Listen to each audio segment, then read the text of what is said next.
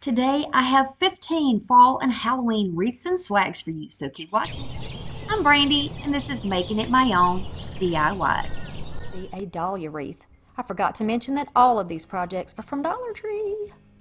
Okay, so somebody donated to me a huge amount of crafting supplies, and a lot of it, almost all of it, was fall. So that was last year, and I am going to be using a lot of those pieces to make a wreath this year.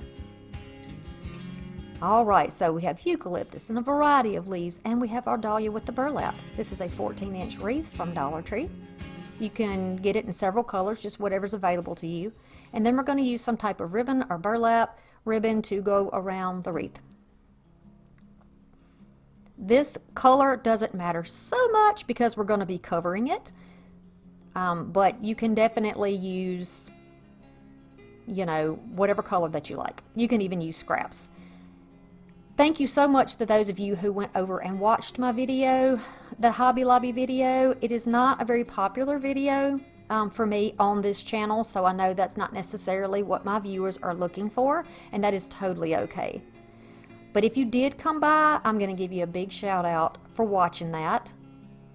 It means a lot to me when you support anything that I do on this channel. Okay, so we're going to continue to wrap around. This will make it almost completely around. I'm going to use dots of glue here and there. You want to kind of pull these not too tight, but you want to kind of overlap as sparingly as you can, and that is one whole spool of that burlap ribbon from Dollar Tree. So I've got one extra section. If you have another spool of the same thing, you can certainly use that. But if you have a scrap, and we're just going to say that this is a scrap, you can just wrap that around there. As long as the colors are somewhat the same so that they don't scream through once you get your florals and your greenery on, then it'll be totally fine. Can't give up, right? When you've invested this much time, there's no giving up. So we're just going to wrap that little spot and put some hot glue on there, and then we're going to just simply trim it off, and we're good to go. We've got our wreath form ready. So I'm going to take these beautiful picks. Don't you love these? These are gorgeous, and I love these colors. Just going to cut all these off the branches. We're going to make these more manageable. And because I'm going to want a full coverage with these leaves, I need them all taken apart. So we're going to, this is so easy. I know I'm out of camera angle here. I know you can't see up there, but this is going to be so easy. You're going to lay one down, kind of pointing off in one direction. We want all of our leaves to point the same way, right? All going in the same direction. And then you're going to put one kind of off to the right.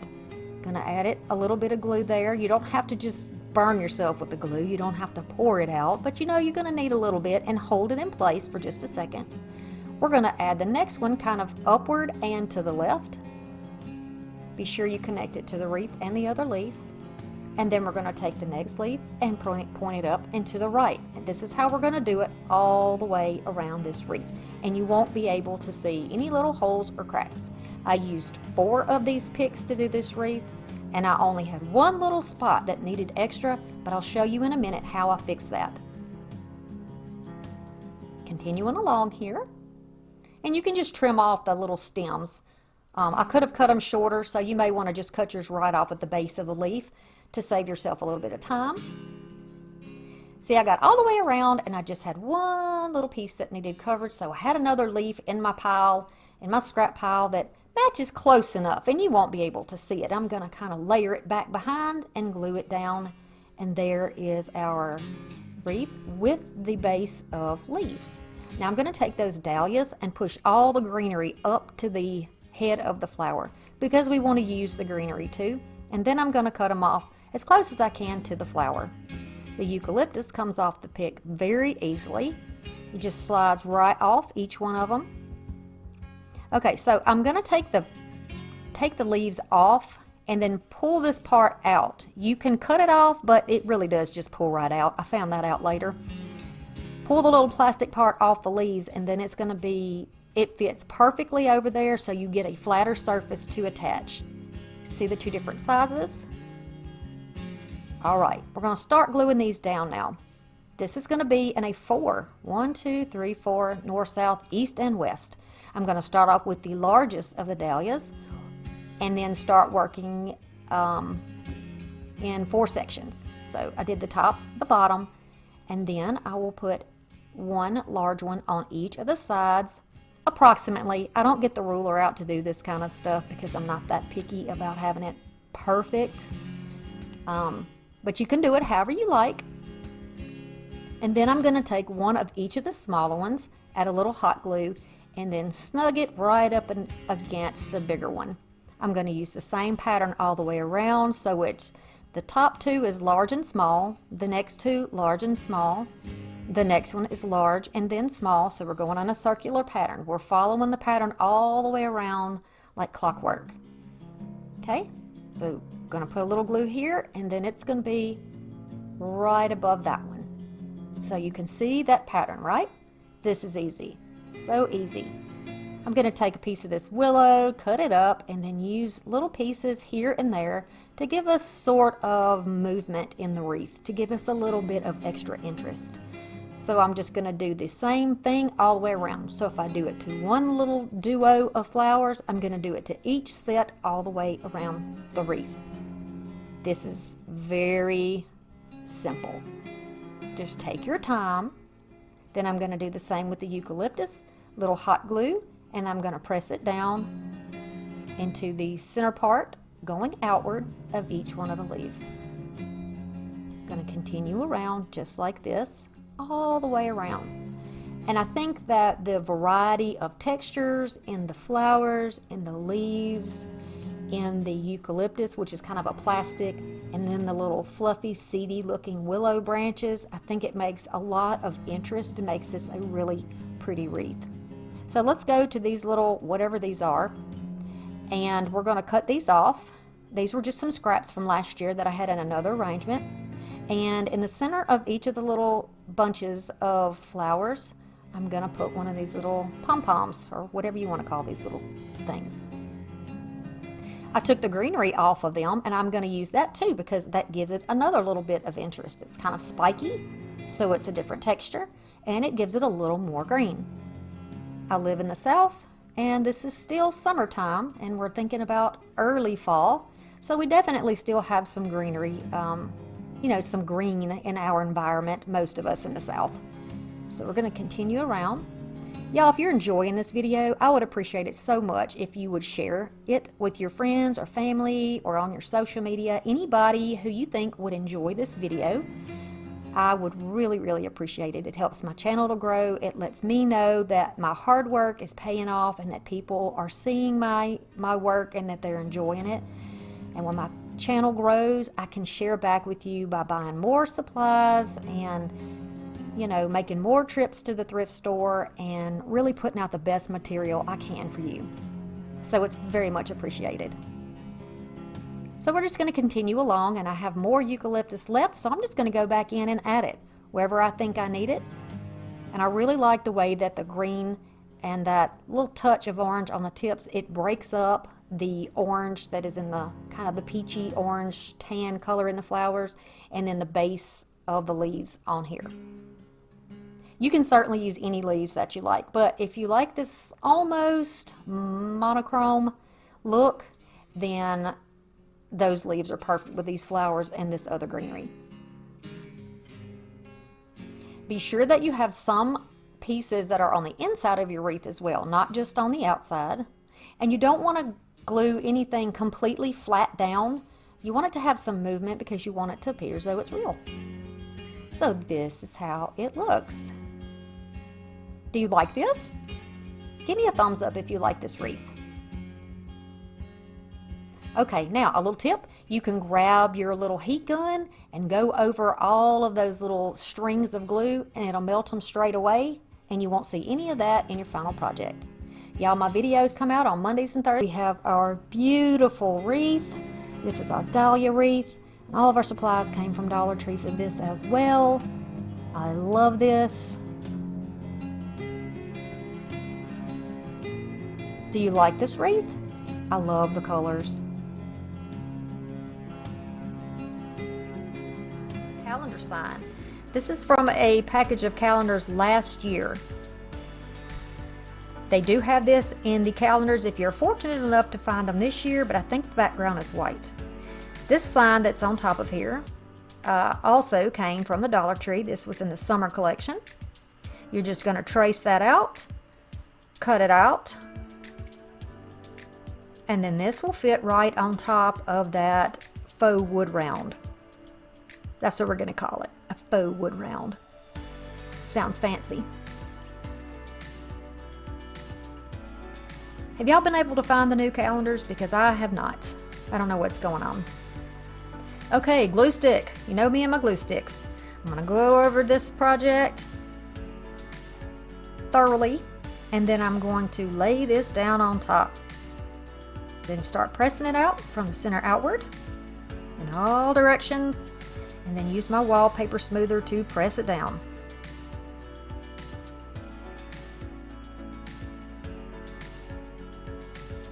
Okay, take your sandpaper, same thing, go around your edges with your sandpaper and just shear off those edges to make a nice smooth finish.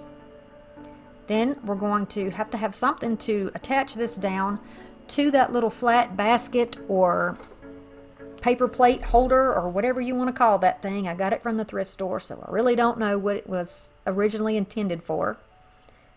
We're going to put down our pieces of wire with a little bit of paper so that we can put this on and have a good grip.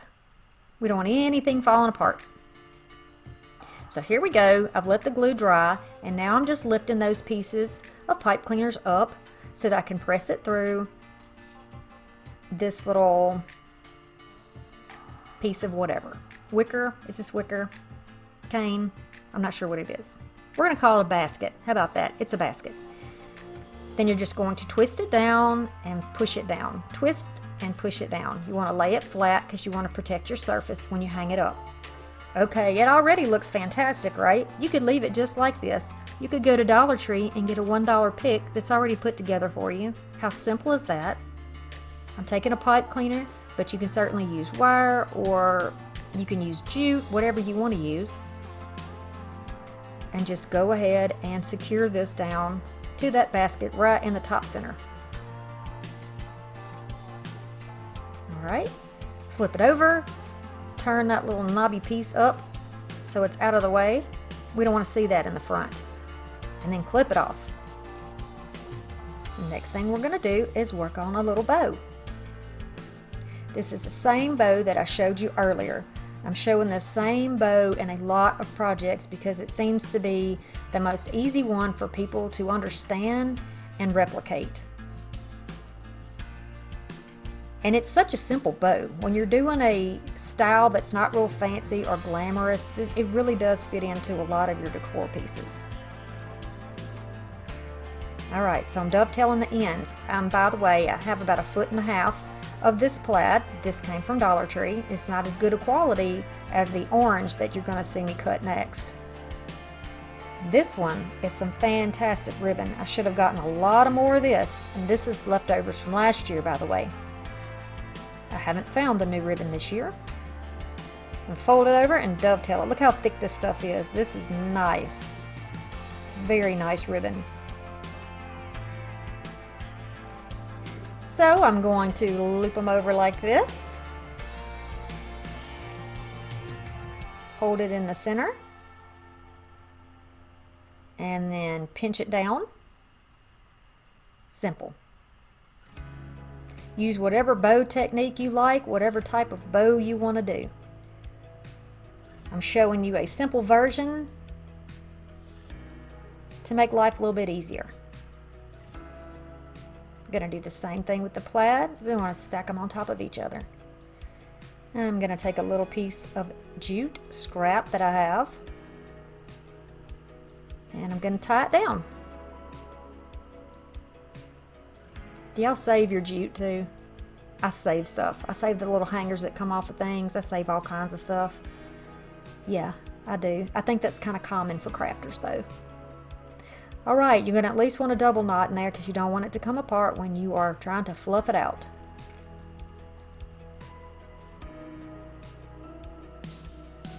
And once you get it like you like it, go ahead and take the extra ends of that jute, thread it through the back of that basket, and just tie it right securely on there.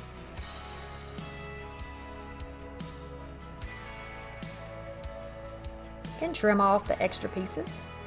Now we're going to get the bow fixed right. I'm going to curl the little tails under, cut them shorter if you like. I don't want them to be in the way of my words, so I do trim them in a bit, but I don't think that is in the video. And then to keep these letters where you can see my words, I'm just going to take a little hot glue and then gently rub the leaves into place. This is also a good way to make your picks look a little more high-end when you're using them in signs and in other pieces of decor where they're kind of laying against something. As you can stretch them out, you know, you get them at Dollar Tree, they've been stuffed in a box. They're kind of, some of them look kind of sad, and you see my sunflowers kind of sad looking there. We're going to fix that, and we're going to fix that greenery so it stands out and it looks nice and crisp. Taking some hot glue and putting it down either on the sign or next to that wicker basket. I'm just pressing that down. It's making everything stand apart and stand out. Little drops of glue, stretching it over, pressing it down.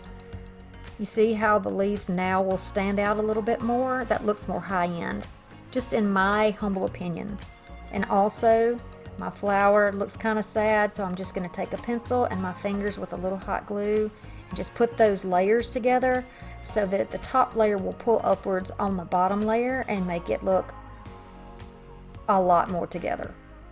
That's a major improvement, right? Yeah. So now we're going to do just a little something on the bottom. I'm going to take about 6 inches of this orange, and I'm going to do 5 inches of the black and white. I'm just going to dovetail it and then lay it down.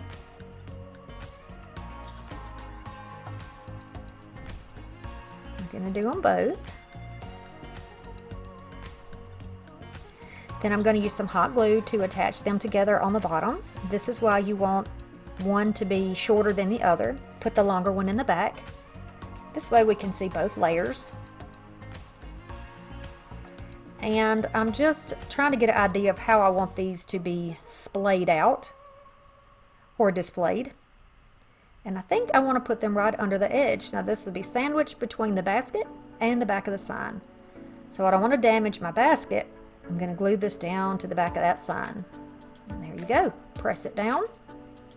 Then I'm going to take some of this bittersweet that came from Dollar Tree. I've just pulled those off the branches.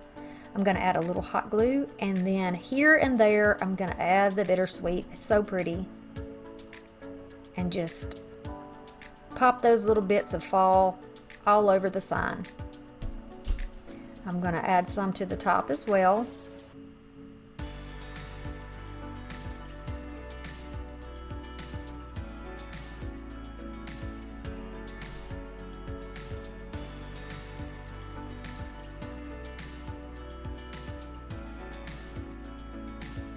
Until I get the look that I am going for. Just kind of putting them in a triangle shape there. And this is how it looks. One more piece is needed on the bottom, I think, just to elongate just a little bit, even it out right between those layers. What do you think about project number 5? Which one is your favorite? Let's run back over all of the projects and you can tell me which one you like best, because I'm really interested to know. The calendar sign. Thank you so much for watching and for all of your support. We're going to start off with some of these little pipe cleaners. I got black, and then I've got a variety of raffia in different colors. I've got some metallic mesh. You can use whatever color you like, but this is 10-inch mesh. I'm only going to need part of one roll. I have a roll of mesh ribbon that is black and a variety of thrifted and Dollar Tree ribbons. And then I have 3 of these gorgeous Dollar Tree yard stakes. The skeleton, the cat, and the pumpkin, and they all have little hats on. So these came from obviously the Halloween section. You can see the information here. And then I'm going to take a 3-foot long yardstick to make our swag. We're going to start by removing the tags and the stakes from each one of these. If you can save your stakes, you can use those for other projects. I managed to save 2 and broke the end off of the last one. But I can still use it for other things. Just broke that off of there. Be careful, they do have little, like little staples in the back side of the stake, so just be careful not to hurt yourself. Okay, so I'm going to go down this just like I've done in another video. You're going to go about 1 inch down and take your pipe cleaners and twist off to the side. We're going to put another one to twist off to the other side. I've done this before, and I will try to leave a link to the lady whose video I watch where I learned how to make these. And you can go check her channel out. She does really, really cute stuff. So we're going to go all the way down here in 15 sections. 2, then 1, then 2, then 1, all the way down to the end. And we're going to cut our mesh. I'm using a rotary cutter and a mat, but you can use scissors if you want to. I've just found this is a little bit easier to do. And I'm going to be using, I think I used 12-inch sections of this, maybe 10 or 12, something like that.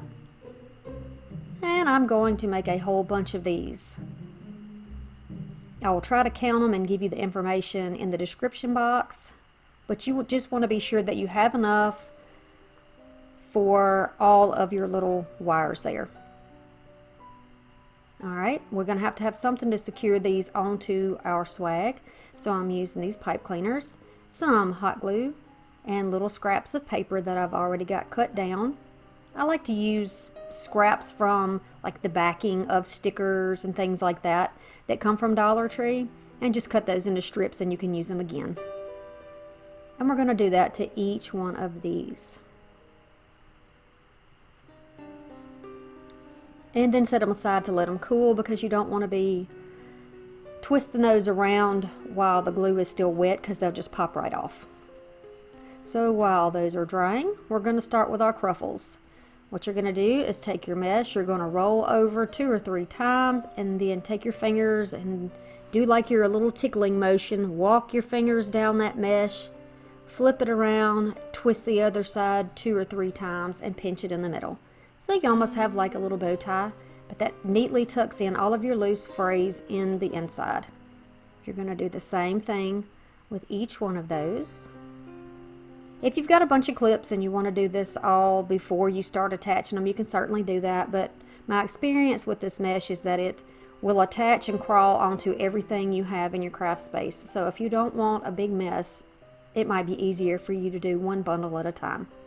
So on every section that you see here that goes off to the sides, we're going to do 2. So there'll be 2 on this side, there'll be 2 on the other side. And then in the middle, there will be 2 in the middle. We're just making a little X and then attaching those down, if that makes sense. Just showing you here again, a little bit slower so you can see. Make an X, put your X down in the center of your pipe cleaner, and then give that a few twists to hold that in place. Alright, after you have that done, we are going to start cutting down our little pieces of ribbon, and we have 1, 2, 3, 4, 5, 6, 7, 8, and 9. We're going to have 9 pieces cut for each one. We're going to do longer pieces for this because it's going to be folded over. So you want to be sure that these are longer, and I think I've got about 16 inches for those. We're going to make almost like we would lay out a messy bow. We're going to take one of each piece of these ribbons like this, and then on top we're going to let that loop over like it already wants to do, about 1.5 inches or 2 inches. Place that on top in a loop, and then you're just going to start walking your fingers toward the center, just like that. And so the little top section looks like a bow. It's coming out there, but you can see you just tuck it back in there. You can use, if you can't hold this all in your hand, it's totally okay to go ahead and use twist ties or something like that on it to hold it before you put it down. Excuse my head, I stood up to do this so I can make sure that you can see what I'm doing. So I was underneath my viewfinder. I try to stay out of the way, but every now and then I do get kind of in the way. So I do apologize for that. And it was a bad hair day. It was a very bad hair day. I think it's fitting that it's in a Halloween video and it looks like I'm wearing a disastrous wig. Okay, so continuing along, we're going to do the same thing. Pinch it in the middle, press that down, pinch it up in the middle, and then we're going to place that down. Just make sure that you're not untwisting your pipe cleaner that's there on the bottom. Make sure that if you've gotten in a habit of going clockwise, continue to go clockwise, or whichever way, so that you don't untwist your items.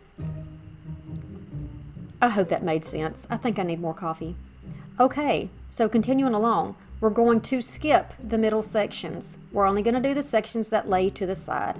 The reason we're doing that is because, well, it would be a waste of ribbon, because we're going to have our little Halloween faces on each of those little blank spots. So all you would be doing is covering it up if you did put it in the middle. So we're just going to leave it off. Save our ribbon for some other projects. Continuing along all the way down. Now you could always dovetail your pieces before you start if you want, but you certainly don't have to, because I ended up doing it later anyway. Okay, there we go. Twisty twisty. And then the last section on the bottom is a single section, but I'm going to put it on the bottom anyway. So that's the only little middle section that's going to get a bow. Begin to fluff. We all know how to fluff, especially if you've been watching my videos. I'm crazy about the bow fluffing. Fluffing simply means pulling your sections apart so you can see each one of your little colors. See, I undid my bow. Not a big deal, just twist it back on. Fluff them out, pick them up, lift them, twist them, whatever you need to do so that you can get all the pretty sides facing forward. And then, yes, it would have been easier to dovetail this in the beginning, but you know, sometimes you get started on a project and you're not exactly sure, but I ended up liking this, so I went ahead and went with it. And then I'll spare you. You don't want to watch me dovetail this entire thing, but you know, just so you get an idea, that's what you do. And we're going to go all the way down, fixing it up. Now, in the little bald spot where you have no ribbon, that's where we're going to twist our little black ties around and attach the sign to that swag that is underneath it. You can kind of play with your ribbon, play with your cruffles, fix them so that they are displayed in whatever way that you find pleasing. And then we're going to continue around. If you have any pieces of wires that are still showing, tuck them into the insides or clip them off, whichever way you choose. And then continue on until you get every one of your little signs fastened down. Oh, this cat is the cutest one, I think. It is so cute. Okay, so now I'm just arranging the faces, and I'm kind of, you know, one goes one way, one goes the other way. Just trying to get it. Yep, looks good to me. So then we're going to turn it over and then go ahead and attach those down where they're not going to come loose. You want to make sure that they're all about the same depth in there so they don't fall off. Now this is not going to be on a glass door. If it was, then you would want to spray paint your yardstick black, you know, something that would be more appealing to look at. But I'm not going to be looking at mine, and I did not glue down my ties. That way I could do another project with this same long yardstick if I choose. I have some more of this table scatter left over, and it is orange and black. I think it looks good with what I have going on here. It is glittery. It came from the Dollar Tree.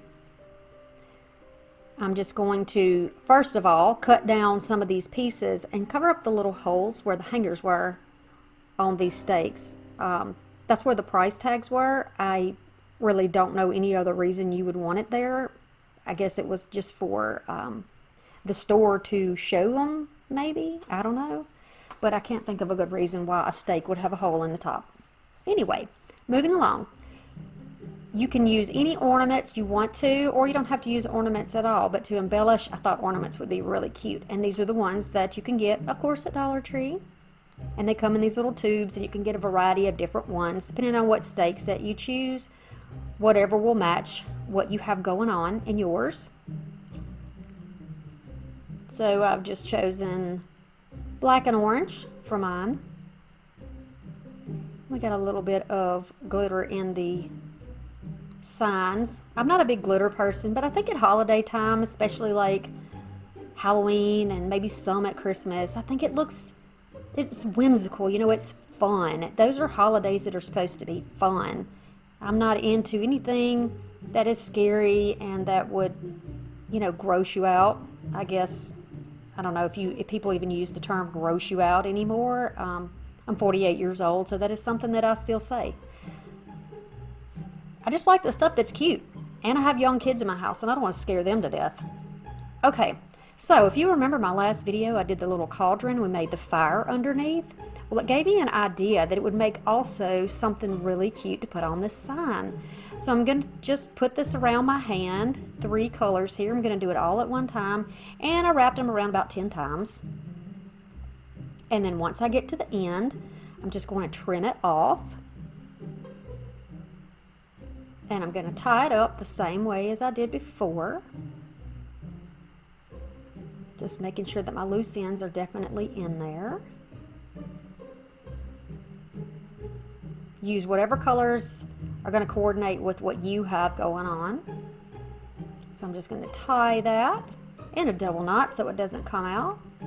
Gonna pull that down, hold on to the knot where I tied it, and just cut that straight through the bottom, almost like you're making a tassel. And I thought, you know what, this is so cute. It kind of looks like straw, and it just reminds me of like a carnival or like a haunted hayride or something like that, you know, that you would maybe go to in autumn. And it looks rustic to me. It looks really cute, I think. What do you think? Okay, so now we can choose one of the signs if you want to. You don't have to. But I've chosen one that was already on one of the picks we had. I mean, why not use it? It's right there. Going to use a good bit of glue and this dowel because I had it there. And then I'm going to put some glue on the back to attach that together, and a little bit of paper that I've just went ahead and bent over. And protect your hands because it's super hot. And then we're just going to attach this to the back of that sign. You attach that down, it'll stay still for you. And this is kind of what you got. I'm going to flip it over and use just a piece of wire here attached to that frame, and that's going to be your hanger. Do you like this? I really like this. I think it turned out better than I thought it would. You can certainly make this thicker, wider if you would like. You can use a thicker mesh besides the 10-inch, maybe use something bigger than that, but I think this works really good for what I needed. It's, I think, a good inspiration piece for you to play off of, whatever it is that you like, whatever theme that you like. Dollar Tree has lots of really cute picks, and from what I'm seeing, you can also get a lot of good stuff from Dollar General. So just see what you have, see what you like to use, and go for it.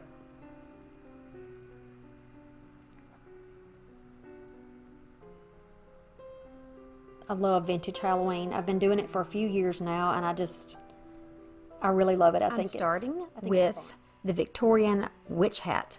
This is a wire form that I got from Dollar Tree.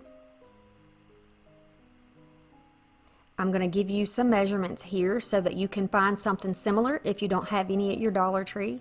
You can certainly trace this out on a piece of foam board and make your own form. It'll work too. I've done that before on witch hats. I have some felt, just a little scrap here, but it's enough to cover most of my form. And this is going to be the backing. You could maybe use some construction paper or something like that on the back of yours if you choose. But this works for me because I had some scraps that I need to go through anyway. So rather than donating, let's use it. Leave about 1 inch around each of the sides of the form, and then I'm going to cut into the corners here because we're going to wrap this around the wire form. Now my glue temperature setting is on low, so it's a cooler temperature. It's going to be easier to work with because I'm going to be using a lot of glue, and it's going to prevent some materials that I use later on that are questionable when you're using a very high temp glue gun. So we're just going to use cool for this project. I'm just bending that over now, pressing it down onto this form and onto itself. It doesn't matter that my corners aren't covered. You'll see what we do with that later, but certainly if you have enough material to cover yours, you can go ahead and do that. And I'm going to wrap the bottom here. I find that using a squiggly line or a little zigzag gives me a little bit better coverage. I'm just pressing that down. You don't want to squeeze your form up. You don't want to change the shape of that wire, and it's pretty pliable, so just be careful there. Follow the shape of your form, and I'm going to go all the way around and do the same thing. This is going to be the back. So what you're seeing is actually the inside, and you'll understand that in a few minutes. You'll see what I'm going to do. So the point is going to go a little bit higher than the actual point on the witch's hat because I liked a sharper taper on this. So there we go. It's got a little ratty looking end. I am totally okay with that. Now I'm going to take a pillow. This is just one I'm going to use to take the stuffing out of. I don't have any pillowcases to fit it, so it was also in the donation pile. I'm just going to take that apart, fluff it out really well so it's not compacted or too lumpy. We want it to be cloud-like or wispy. Then I'm going to take, again, the cooler temperature glue, start squeezing that out on the bottom of the triangle part of this hat. We're not going to go onto the flat or brim part of the hat with this. This is going to be like a padding, so our hat's going to have some dimension rather than being a flat hat. So just going to continue along like this and make sure that it is on the inside and not bulging out over the outside, making sure we don't have any lumps that are bigger than anything else. And we're going to start off with a layer that's going to be pretty much the same width or thickness all the way down.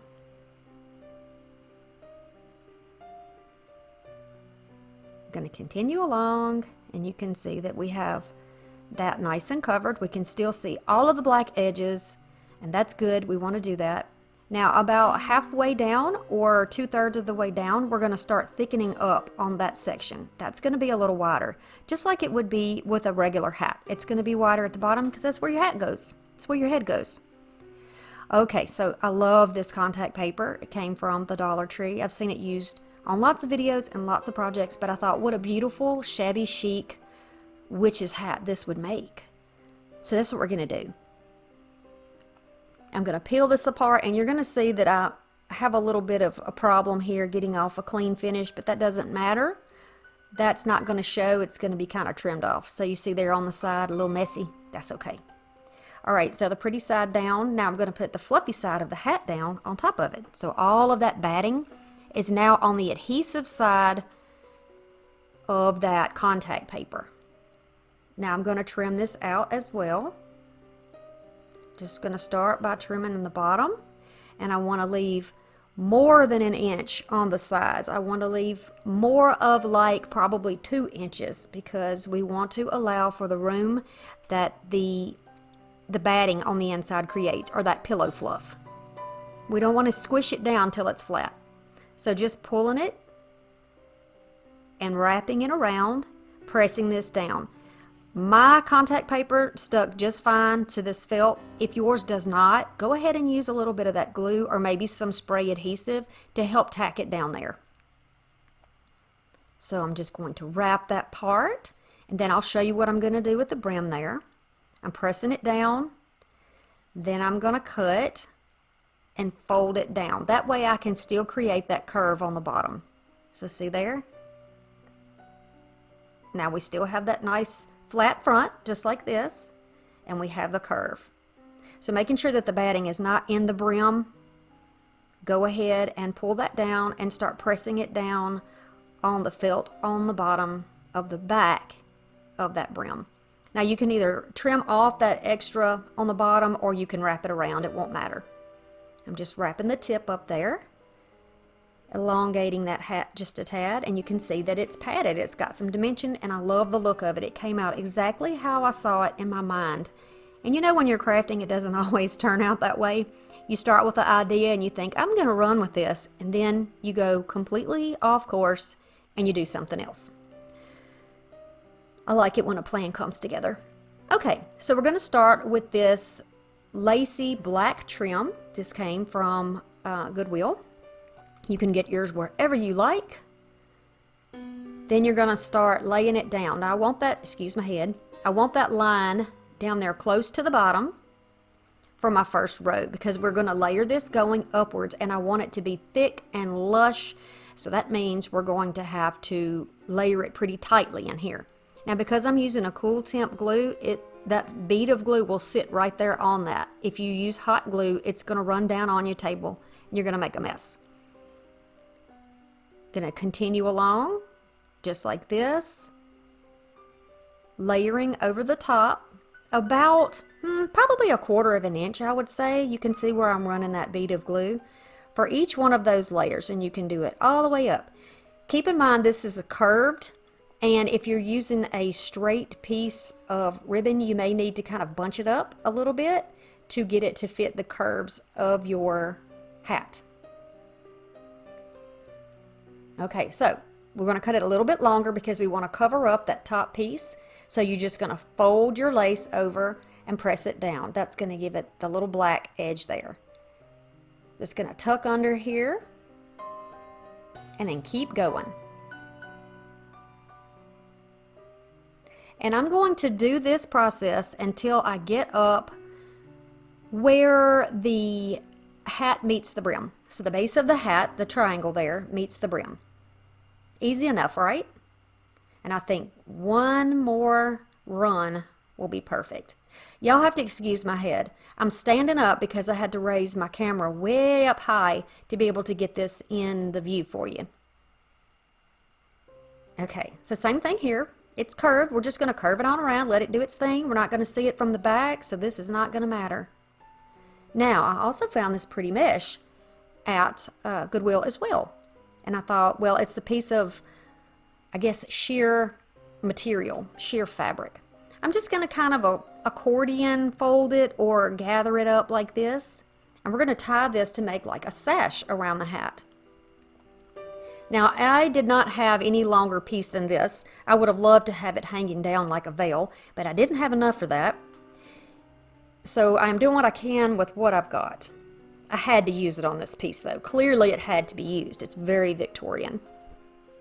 I'm going to take that glue, again on a cooler temp, and be very careful that you don't burn your fingers, but the thickness of this is allowing me to touch it without hurting myself. And I'm going to press it down, and then you want to flip it over and do the same thing on the back. Keep it in mind that you want to keep it as low down to the brim as you can so there's no gaps. Just like that.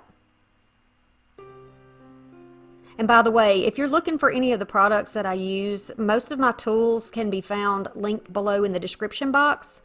I am an Amazon affiliate, so just so that you know that, I want to let you know that I do earn a tiny bit of money from it, but it's at no extra cost to you. So I just put those down there because I think it would be helpful to you, and if it helps you, then it helps me. Okay, so rather than tying in a knot, which would take up too much of the length of my little sash here, I've decided just to loop it over and tie it off. And I'm just tying it off with a little scrap piece of raffia that I have. But you can use ribbon, you can use a zip tie, whatever you want to use if you want to do it the same way as me. Now it's time to make it look very fancy. We're going to start using some picks. Use any type of black picks you have if we're doing black and white. I have some weeping willow, I have a Dollar Tree pick, and I have some thrifted, I think those are oak leaves down there. And I'm just going to kind of lay them out, see what I have, and see how I want to fix this for this hat. You could always go right across the brim on the bottom if you would like to do it this way, but I think I'm going to try something different. So trim up where you need to trim and layer these on, just like I'm doing here. I try to keep these in my hand once I start cutting them down so I know exactly where to put my ties. These little picks from Dollar Tree are amazing in my opinion. There's so many different pieces on there. You can really trim them up and cut them down. You'll see me do that on a project later in this video as well. So right now we're just going to leave this as one piece. I'm going to take that second piece of oak stem and put it across the bottom where the stems are so that you can't see them. And it is hid and it makes a beautiful little swag, don't you think? I have some black zip ties. I'm going to put those around here. These are great. They come in a huge pack from Dollar Tree, so you really, really save money by buying them there. Clip it off. And then now we need to attach it down to our hat. Now I already had this piece left from the sash, which is glued firmly in place. So I feel like it's going to be strong enough for this part just to tie it on right across where we attached it with a zip tie. So that's what I'm doing. Tying it off in a few knots, trimming that off because we don't need it anymore. It's done its job. And then I'm going to see how I want it to hang. Do I want it to lay off to the side? Do I want it to stand up a little bit more? I think it needs a little bit more support. So I'm going to just take a piece of floral wire and flip this over and attach it right from the little stem here to the frame underneath. And it stands up like this, just off to a little slant. And you can see here where I twisted it, right there. It's staying in place quite nicely, just like that. Okay, so now the bottom part of our hat is done. We need to work on the top up there. I've got some of this really cool mesh tubing, and it's kind of like spiky or tinsel-y like. It's got little things poking out of it. I don't know what you call that. But I got those from Dollar Tree in the Halloween section, and I thought, that's so cute, and it kind of looks like spider legs. So I'm just going to tie those up. And then I want to put a jewel on there, right? Yes, a ruby would be beautiful since we have that red rose. So I'm just going to put some glue in the center and place down this beautiful jewel because this is a very regal witch and we want her to look lovely. And by the way, these leaves are velvet. They're so pretty. I'm going to tie this on and then tie it right on that little extra piece at the end of the hat. It elongates that hat. It really brings your eye up there and continues that beautiful richness from the top all the way down through the bottom. Once I've got it tied on, I'm going to glue it down because that is contact paper, which has a slick surface, and this could easily pop off. So I'm going to glue it down and trim it up and a little more glue behind that stone just to hold it in place. And I have no idea where I got this stone from. It has been in my craft supplies, so I'm not sure where it came from. Now I wanted to dull this down just a bit because it was coming off a little bright. And she is a witch, so she's probably had this hat for a millennia. So I took my little furniture markers and just colored that down a little bit and deepened up that color. Now for the hanger, I'm just going to use a twisted piece of floral wire into a loop, press it down right over where that rope or that little piece of jute was before, let it dry, and then it's ready to hang. What do you think? This is definitely a different spin on a witch hat. What do you think about this? I gotta tell you, I'm kind of digging this. And you know I love my orange, black, and white, but something about this, even my husband said he really liked that. He couldn't believe it. So for project number 1, we have a candy corn pumpkin wreath. We're going to start with the wreath form that comes from Dollar Tree, but I believe you can get it other places. This is the one that's dimensional. It's not flat. We're going to take some picks, and my choice is going to be black and orange, and I think I add some yellow later to match the candy corn. Little burlap leaf came from Dollar Tree. The little wispy piece came from Dollar Tree. And this fabric came from Dollar Tree. Can you believe it? And it's the perfect size for this form. Alright, so we're going to start by covering our form with this black fabric. Of course, we want to remove our tag. And then watch how perfectly this piece of fabric fits with this form. I could not believe it when I tried it. Yes. So you can pick any color of that seasonal fabric that you can find at Dollar Tree, or you can use the solid felt fabric, whatever you can find. You can even use an old shirt, an old skirt, an old blanket or sheet, whatever you like. So I'm just clipping this and then flipping it over so I can see where I'm going to be needing my glue. I don't have arms like an octopus, which would be ideal for this because I could hold everything at one time while I'm gluing, but since I can't, these clips work great, and they came from Dollar Tree. They got little silicone tips on them, so they grip really nicely for these projects. All I'm doing is going around the edge and just kind of laying it out where I know I want it to be. Just like this, and then we'll trim off that excess in a bit, but for now I'm just going to put it where I know I want it to be, and then we're going to work with one section at a time. So I'm going to unclip the section on the side first using my cool temperature setting on my gun, because you do not want this to run off of that wire. If you use a high temp, it's going to fall off the wire. We don't want that to happen. We need a little time to be able to adjust that fabric to fold it over the edge. So you having that cooler temperature glue is going to work better for that. Then I'm going to go to the other side and then attach that side down. See how that bead sits right on top? That's perfect. That's what we want.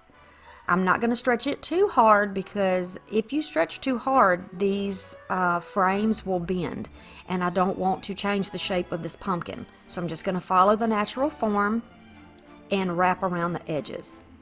I'm going to continue to do that all the way around this pumpkin. I'm going to do a little bit at a time. So I've done both sides. Now I'm going to go to the bottom.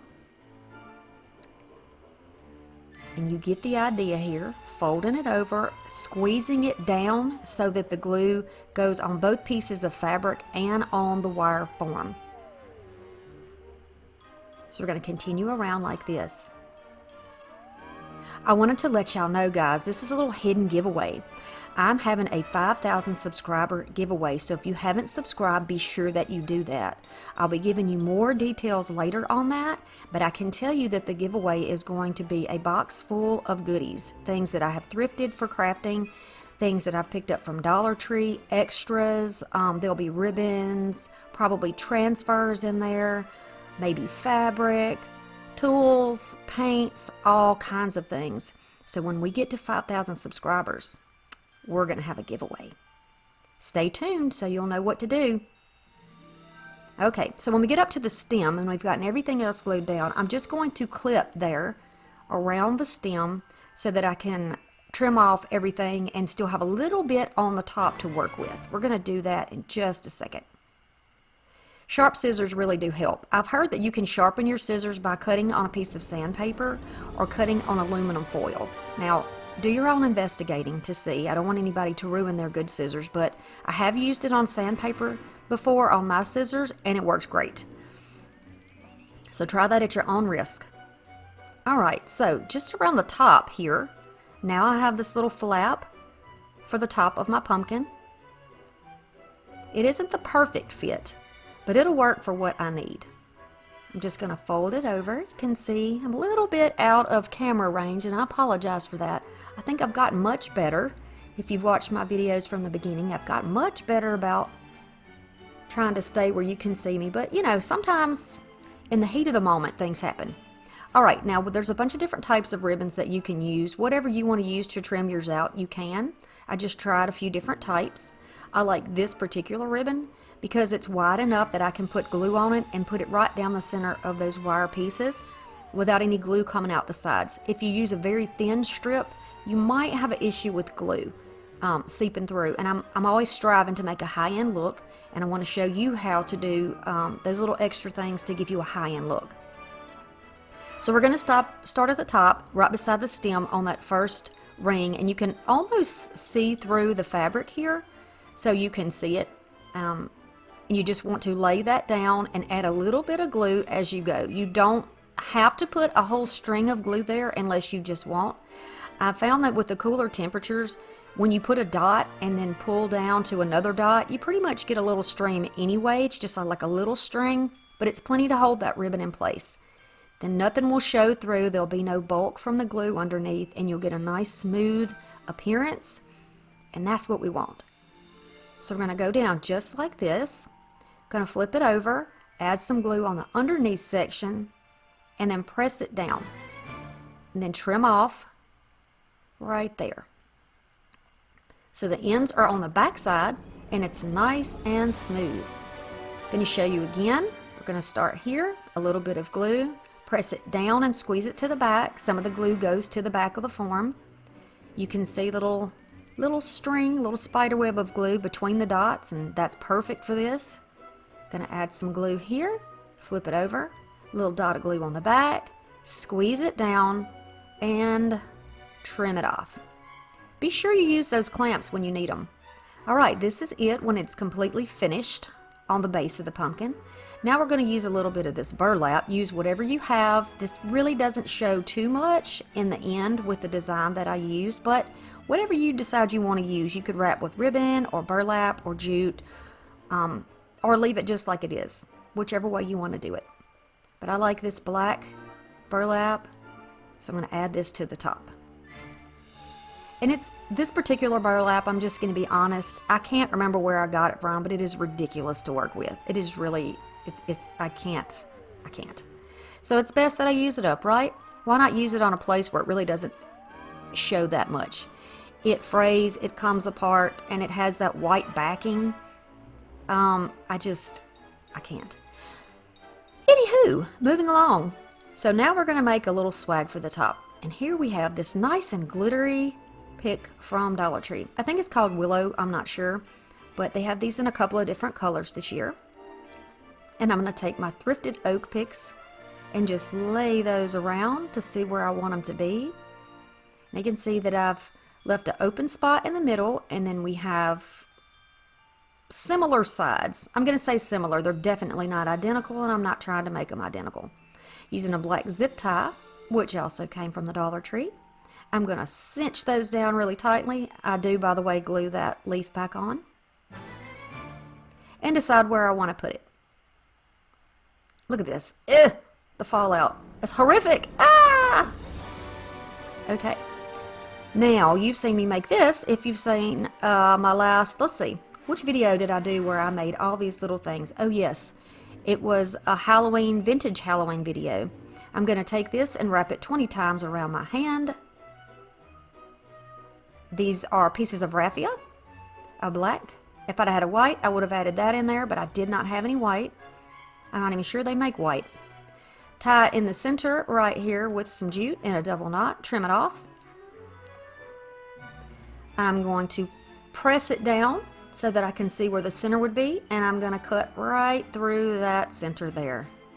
This is similar to what you would do with making a tassel, but we're not going to make a tassel. This is going to almost be like a flower or a little pile of hay or straw.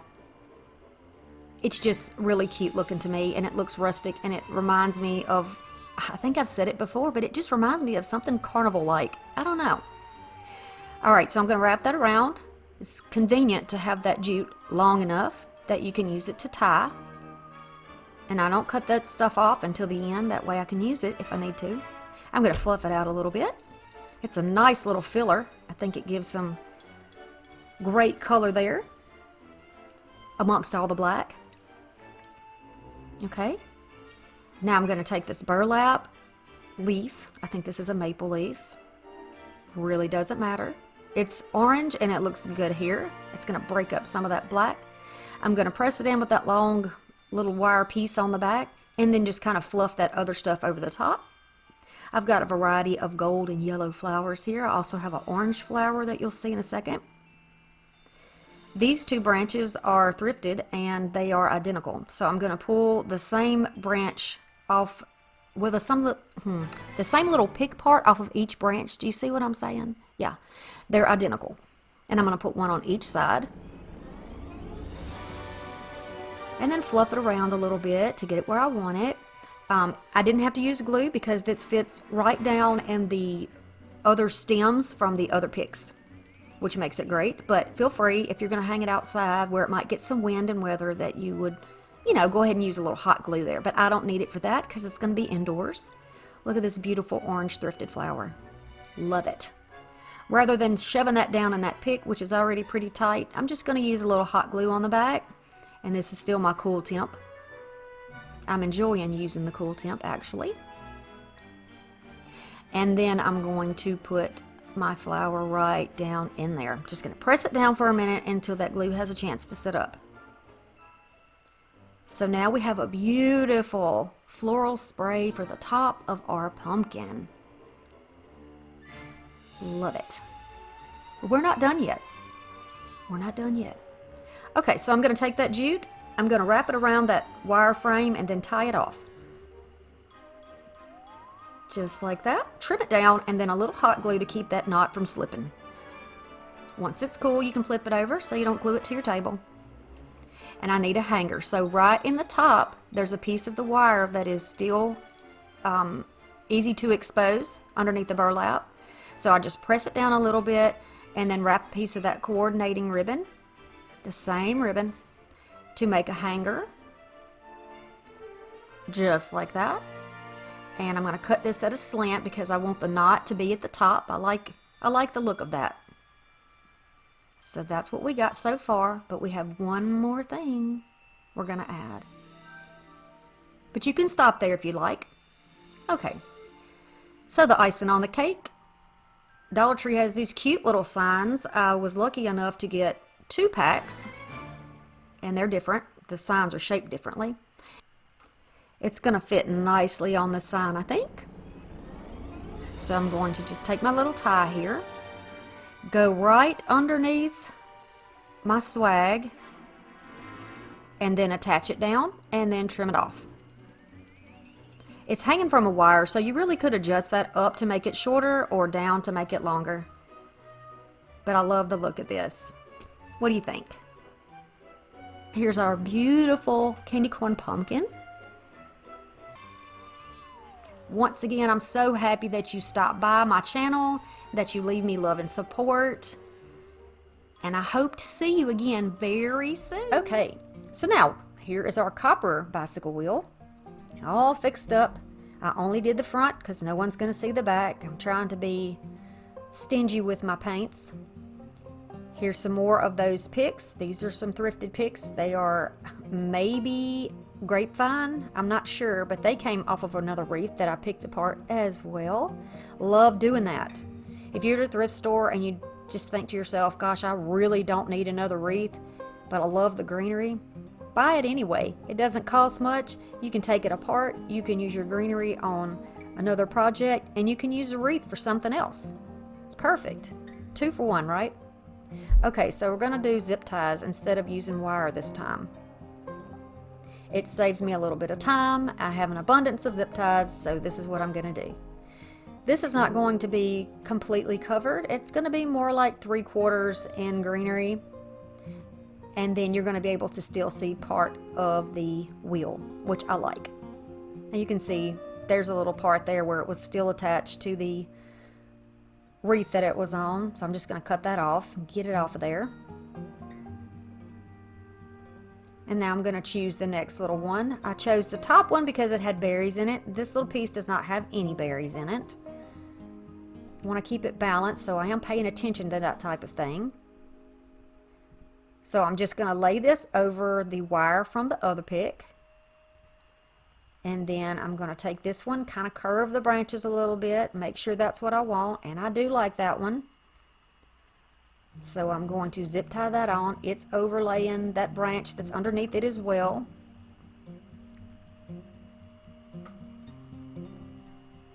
Okay, and when you turn it over, you can also add wire or some more of these zip ties anywhere along the way that you see to keep it in the curve, to keep it a round, a more formed wreath. That's what I'm going to do. Okay, so now we're going to add it the other direction, and we're going to leave a gap in the middle because we're going to do something different there. So I'm just pushing that down. This one has some berries in it. I'm going to turn it and then secure the backside. This particular pick was a little bit larger than the ones I had on the other side, so it kind of stands on its own pretty well, but we're going to add another one to it.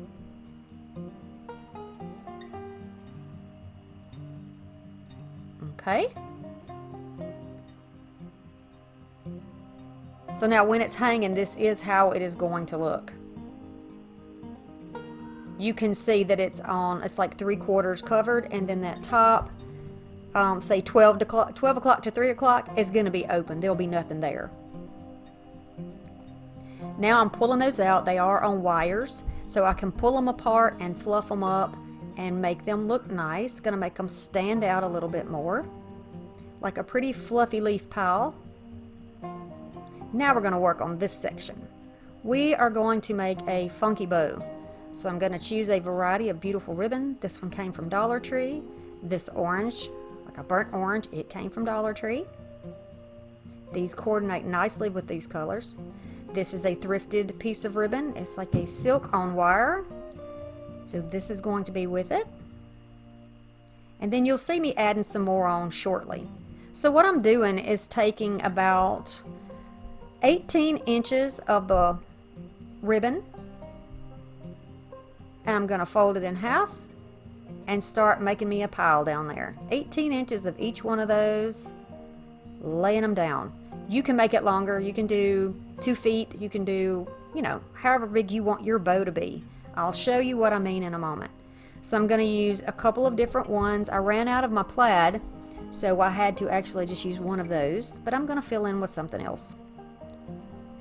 And then this is some more thrifted. I love this one. Thrifted wired ribbon. It's all wired, and that's very important for this type of a bow.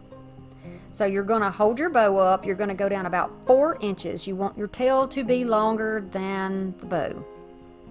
Okay, so you see what I'm doing here. I'm pinching it up. I'm going to hold it in the crook of my fingers, between my first finger and my thumb. We're going to do the same thing. I'm measuring it against the bow that's right beside it, or the loop that's beside it, so we have the same measurement. You're going to do this, pinching it and then tightly holding it in the crook of your hand there. You can see all these loops will be the same size. You're going to grab your pieces up like this. You're going to pinch them into your hand. I'm just measuring. You can see what's going on here. All the tails are hanging below. Going to go on to my next color. And you're going to add all your pieces in this exact same way. Kind of separate the ones that are similar. You want to space them out a little bit. You're going to have more freedom to move it around in a bit, but when you're initially doing it, kind of space them away from each other. So here you go. You almost have a little balloon bouquet in your hand. You're going to take your zip tie, and without letting go of your bow, see what I did there? I crossed it right across my hand, and then I'm going to cinch my bow. Now I'm not going to do this completely tight until I check and check again to make sure that these are the same height. What I've done is just cinched them up enough to hold them together while I move them around. Then I'm going to tighten them up. So what I just did there was tighten, tighten, tighten as tight as you can get it, and then cut off your excess. Okay? Now when you first start doing this, you're going to think, what have I done? I've just wasted all of this ribbon. But no, give it time. This bow takes time and fluffing. See, I'm pulling all the tails out and apart, like an octopus. The loops on the top are the octopus head, and all of these are the legs that are spreading out underneath it. You see? Flip it over, pull them apart. Separate your patterns, separate your colors. You can do that because this is wired ribbon. So you're going to pull, twist, fluff, and keep working on your bow. Get those pieces where you want them and fluff them. You can twist. If your pattern is underneath, twist it and it will stay. Good quality ribbon counts a lot. Sometimes the ribbon that you get at Dollar Tree is not very sturdy and it won't hold. You have to really fuss with it. But some of it's really good, like this orange and this burlap. This stuff is some great ribbon. I have used it for years and it has never let me down. So keep doing that. You want to dovetail all of your ends, and then I will show you how you can just kind of curl those. If you put them between your first and second finger, your pointer and your middle finger, there you go, and you run it down the ribbon, you will put a bend in the wire, like an even bend, so it will arch it up. Or see here how I did that? There you go. Or you can just bend it with your fingers. Just walk down it with your fingers and curl it under. That's what you do. You want to curl each one of those little ends under. And then you can trim it where you need to trim it. And it's going to look nice for you. Now this part is optional, but this is how I attach this type of a ribbon to my arrangements. I'm going to take a piece of thin floral wire. It needs to be sturdy enough that it won't, that you can feed it through the ribbon, and you're going to just feed it through a couple of the ones that you can reach in the center there. So I'm just going in a circular motion, going through the ribbons on the bottom. You can see there. Then I'm going to pull them up so that I have the little, see there, little hanger holders, little free wires. I'm going to give it an initial twist or two, then I'm going to flip it over and just wrap it around the wire on the back of the wreath. Now you may think, okay, you just turned that upside down and squished it, and now you got to refluff it. Well, yeah, you do. You do have to refluff it. But I want you to know, in crafting, one of my favorite things to do is fluff a bow. It's not for everybody, but I love it. I love seeing a transformation. Look at that bow. That bow is the perfect bow for this arrangement. But I'm missing the fact that my plaid ribbon there is just, we're going to fix that. We're going to add some more plaid. So I'm going to take a curtain hanger, or this may be a shower curtain hook, who knows. I'm going to take the hanger part off, take my copper paint, and I'm going to spray paint this ring copper. While it's drying, I'm adding some more of that plaid ribbon. I had a tiny bit left. It wasn't long enough to put it in the initial bow, but it's enough to add some more tails. So I'm going to dovetail it, fold it in half into a V, and I'm going to place it right there. And I'm going to leave the tails a little bit longer than the rest of it because I really, really love that ribbon. Okay, see there? Isn't that pretty? Love it. Okay, so here's some faux leather ribbon. It is a brownish color. It's the only one I've been able to find at Dollar Tree. And I'm going to add it to this ring to make a hanger.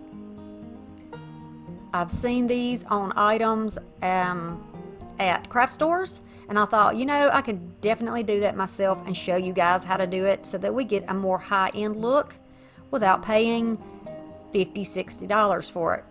I mean, how much would you pay for this wreath if you saw this? And don't you think something that is this quality could be found in a craft store or a home decor store? Definitely. I could definitely see this hanging in Kirkland's or, someplace like that, an at-home store.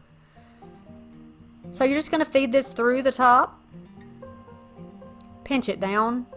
You can protect your fingers. You always should. I just didn't because this is really thick and I didn't need to for this. I didn't feel. I'm going to add some here too to secure my ring. See, they're saving the paint. It was still silver on the back. And there we go. Look at that. Alright, I want to add right here just a little pumpkin. I felt like it needed a little more of a reminder of fall coming up.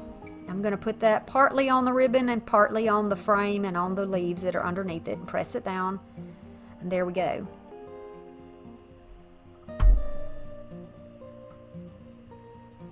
I love the look of these. These are going to be great in my own home.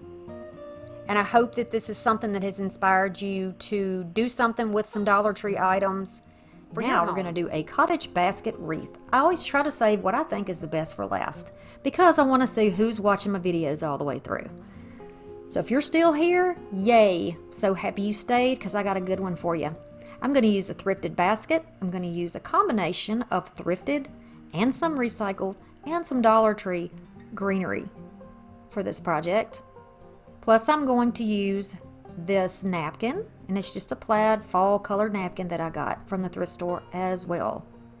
This beautiful fuzzy sunflower that probably came from Michael's originally. And these really pretty grasses. Okay, so I want to make a little pocket down here. The pocket is actually not going to hold the weight of anything. It's just going to appear as though it's holding the weight. See what I'm saying? So this is what we're going to do. We're going to fold that square into a triangle and then start putting a little glue down there so that it stays together when we start gluing it on the pumpkin. On the pumpkin. Listen to me. Have I got pumpkin on the brain or what? The basket. The basket. We're going to lay it down, make sure that it goes down past the edges. I'm going to use my clamps, the ones that we had before, that I showed you before, to get placement on the sides so that when we flip it over, I'll know where I want it glued.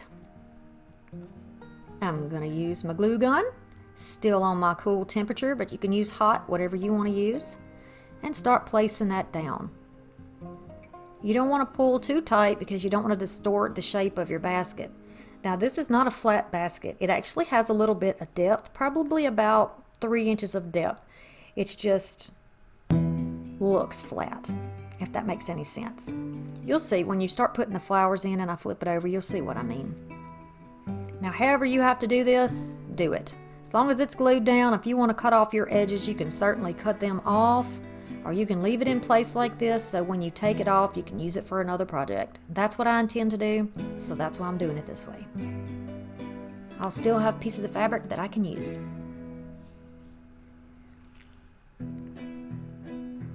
Just kind of making some gathers where it will lay flat once, when I get ready to hang it on the wall. I don't want anything to be in the way, so I'm just kind of neatly putting some gathers in there so it'll stay in place.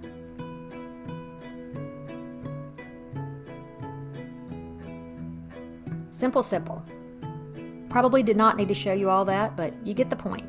So now we have a pocket. We're going to start putting in our grasses first. Grass first because it's in the back. It's the tallest one, so that's what I want to go in the back.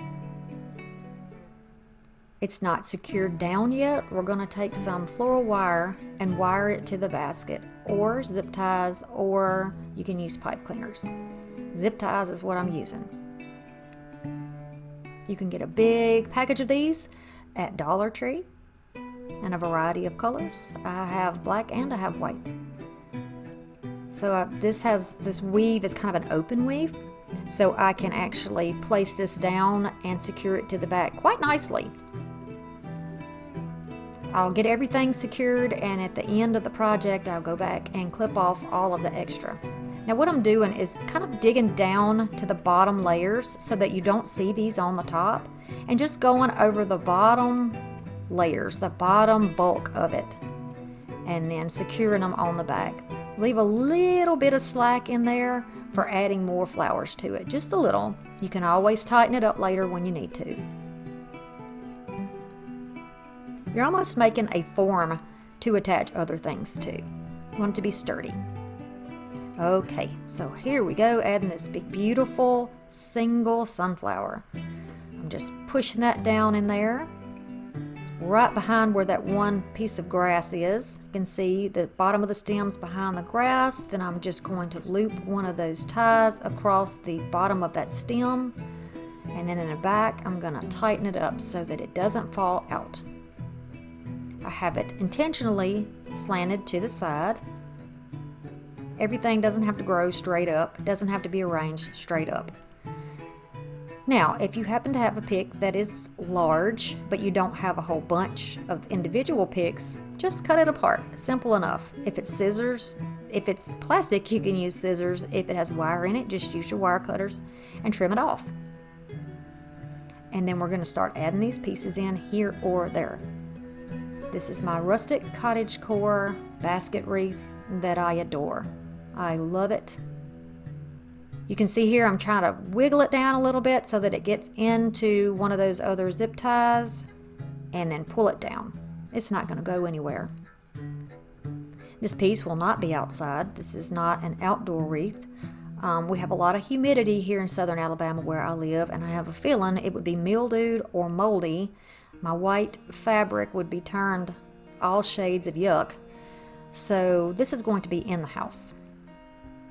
I have varying heights, and I have them in various places all over. And because we have those pieces of grass secured in there, now we can just place our other things around where the grasses are attached, and everything should stay in place. Next, we're going to move on to these beautiful little flowers that I think I got at Dollar Tree. If I didn't, you can definitely get some that are similar to this at Dollar Tree because I've seen them there before.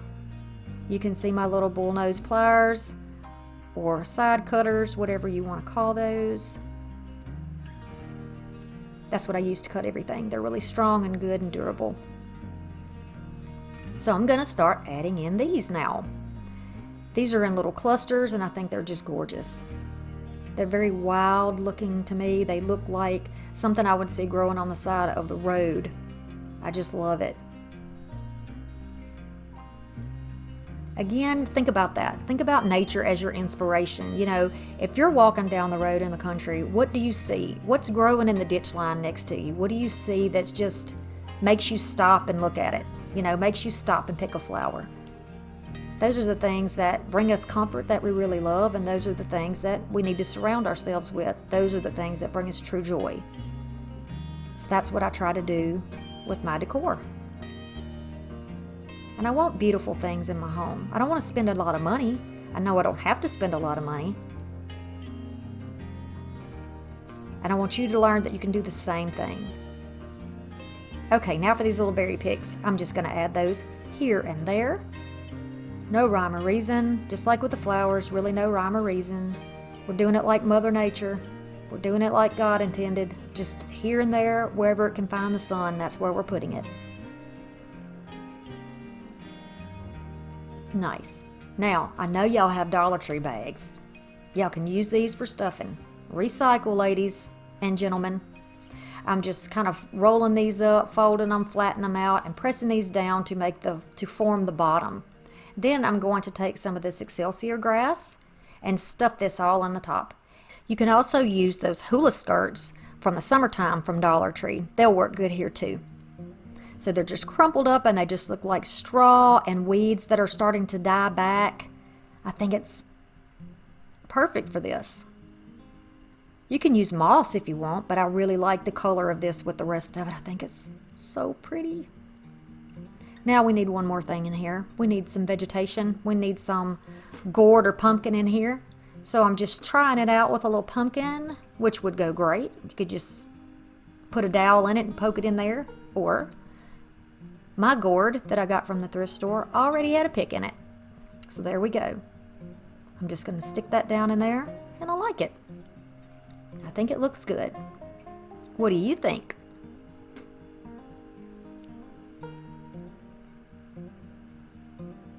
Be sure that you look at it from all angles, fluff it around, bend stuff where it needs to be bent, press stuff back, move it if it needs to be moved. Do what looks good to you. Then I'm just going to use a piece of jute cord on the back, right in the center, to make a little loop knot so that we can hang it up. Do you like the basket wreath? Thank you so much to all my subscribers who've been with me from the start, and welcome to all of you who are new here. I'm so glad to see you. I have lots of fall inspiration coming. I'm going to start off with one of these floral blocks. You can get them from the Dollar Tree. I have some thrifted greenery. And this is sort of a fall colored greenery. I have some pigs that were thrifted, some little daisies and some sunflowers, a little pick from the Dollar Tree, an embroidery hoop. And I'm just going to take my rotary cutter and just start slicing through with the plastic on to keep it a little bit cleaner. It's all going to come off in a moment. Once I get my mark all the way around, I'm going to take my metal ruler, and of course after removing the plastic, I'm just going to slice right through that. Then I'm going to take the two blocks and put them side by side and push them down onto this wooden embroidery hoop. This is going to put a little trench or a little mark in the back. Ideally, I'll turn it over and press a little bit harder. And then in order to get this to stick, I'm going to put some glue along the back, a good bit. It's going to have a lot of weight from the flowers that are going to be on it. And I'm just going to take some scrap paper and put that on the back and just use it as a bandage. Then I'm going to take some floral wire, wrap around one side. You don't have to squeeze this too tightly. You don't want to cut into that foam any further than you already have. And you're just going to make a little knot there on the end. Twist it, lay that down so you don't poke yourself. Wrap it around to the end and back around. Put those two pieces of the ends together and then lay those flat. You can cut them down if you need to. So I'm going to start greening this, and I'm going to just use my clippers and start cutting off these all the way down to the base. These come in a variety of lengths, so I've got some shorter ones, some taller ones, some that are a little bit thicker.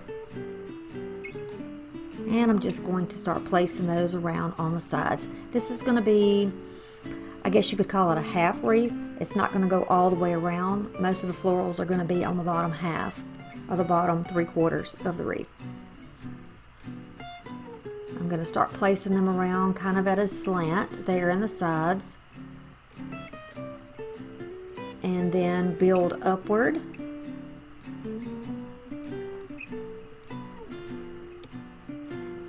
Place some of them in the front so that you have a little bit of extra in the front to cover up your greenery.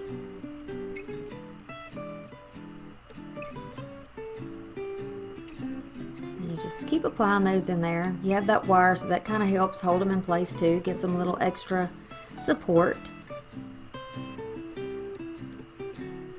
And I'm putting these in at an angle and facing either to the right or to the left.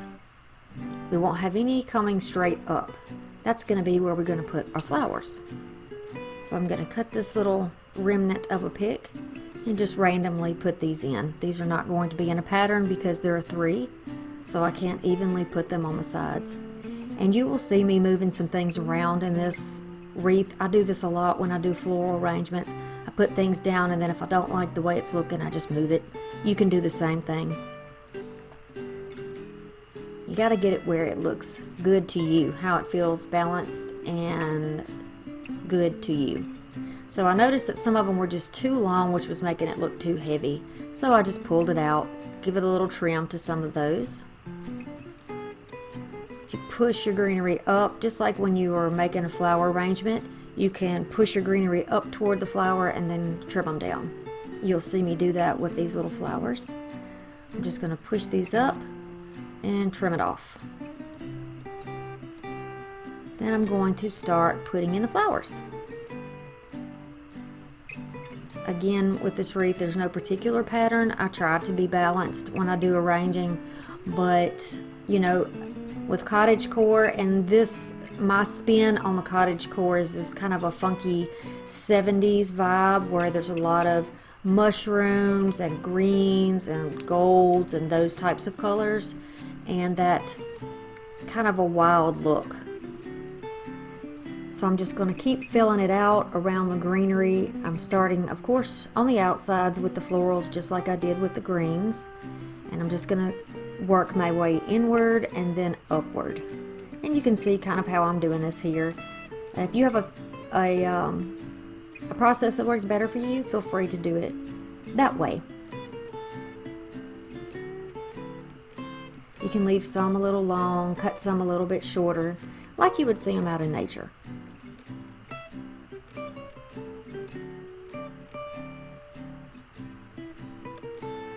So who was around in the 70s?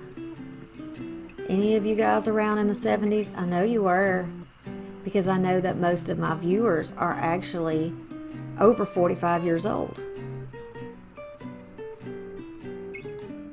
Okay, so now I'm going to take these big, beautiful sunflowers that were thrifted and just place those here and there.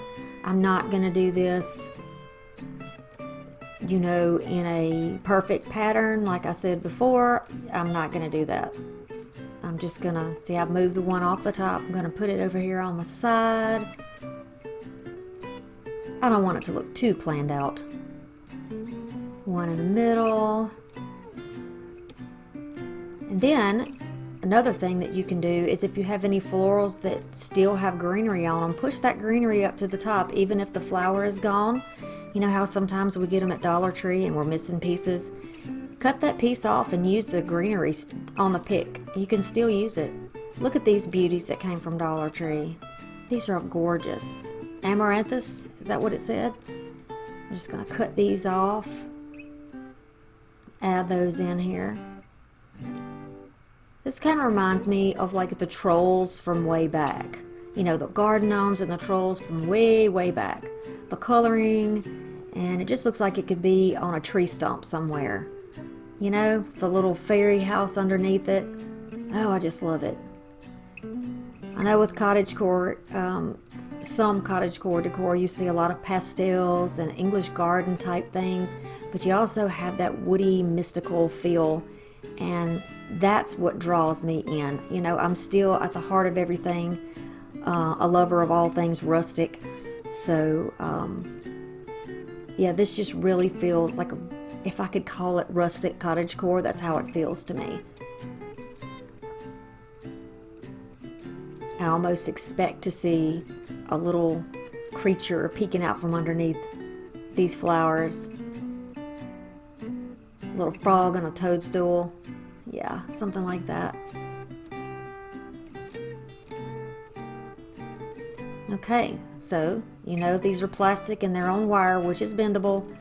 Move your things around, put them where you want them and how you like them. And that's what I'm doing here, just kind of fidgeting around a little bit and get them exactly where I want them.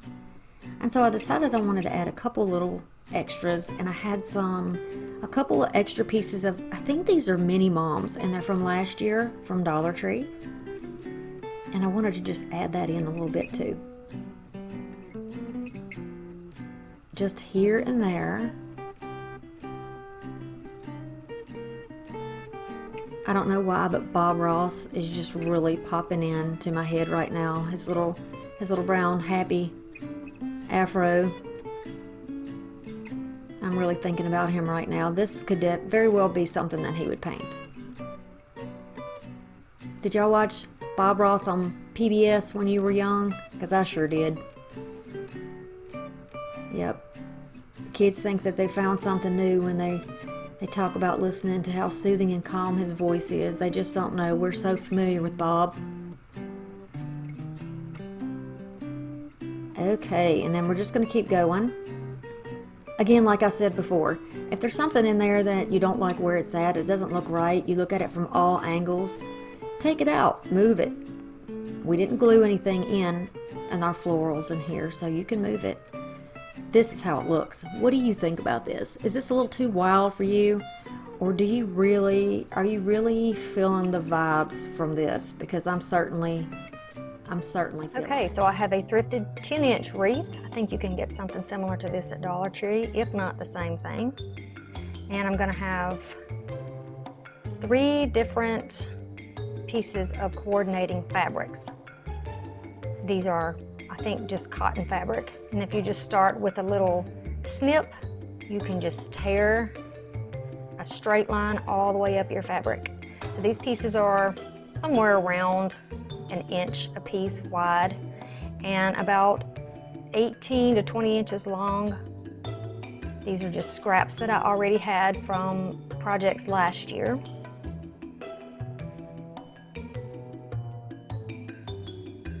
And it takes absolutely no special skill to make this wreath.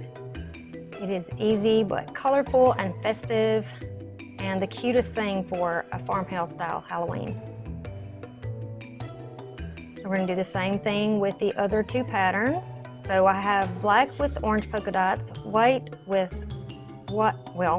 with white polka dots, and then I have another pattern that you will see in just a minute.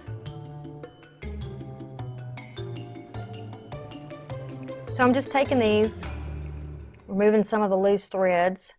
I'm gonna put it under and pull it through the loop. You can just pull on it a little bit and it'll tighten it up around there. No need to use any glue for that. So you'll see later that you can see some of the green foam when I make the wreath. If you want this to be completely not seen at all, you can either paint your wreath form first, or you can put your strips closer together, which would require more strips. And I did not count ahead of time, so yeah, I can't give you those numbers. But you just keep tearing your scraps until you get enough. And if you don't have enough, then you just keep tearing once you get some of your pieces already on there. Okay, so the other pattern is the orange and white harlequin. And I'm just going to alternate with black in between the orange and white pieces. When I lay this down on the table and I lay it in half, I am sure to have the non-pretty side up so that when I pull it through, it actually shows on the outside. You see the back side of the fabric is what you see, and I put it through, and then the pretty side is on the outside. Simple, nothing to it. You're just going to keep doing this. There's my little witch friend. You're going to keep doing this until you get it as full as you like. You can let those bands overlap one another, or you can give them a little more space, whichever one you like.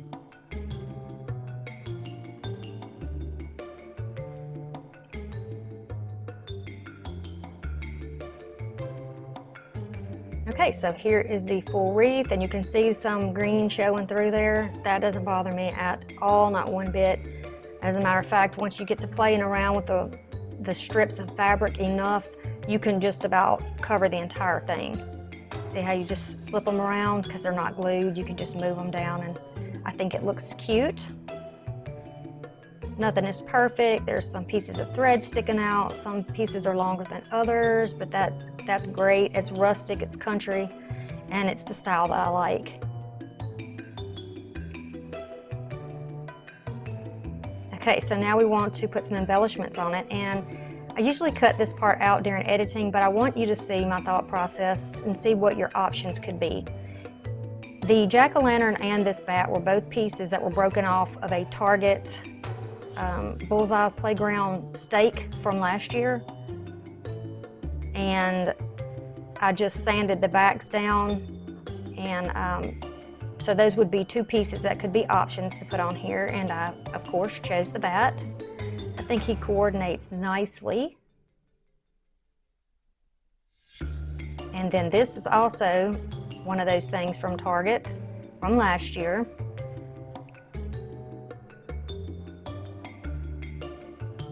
It's like in a little, maybe metal or enamel sign.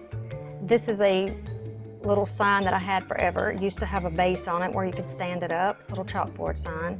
And then from the Dollar Tree, they have these metal signs that you could use.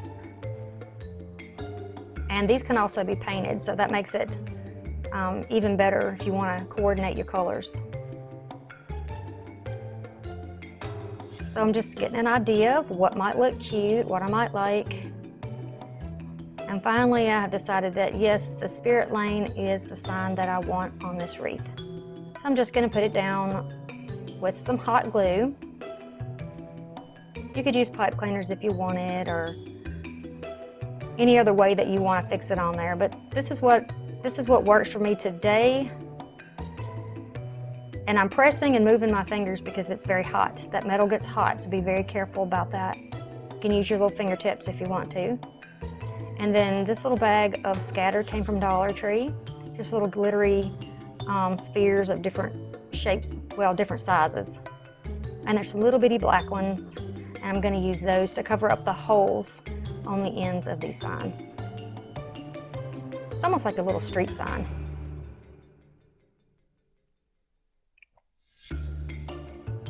But they're barely noticeable once you get the sign, once you get the wreath hanging up. But there it is, cute as can be.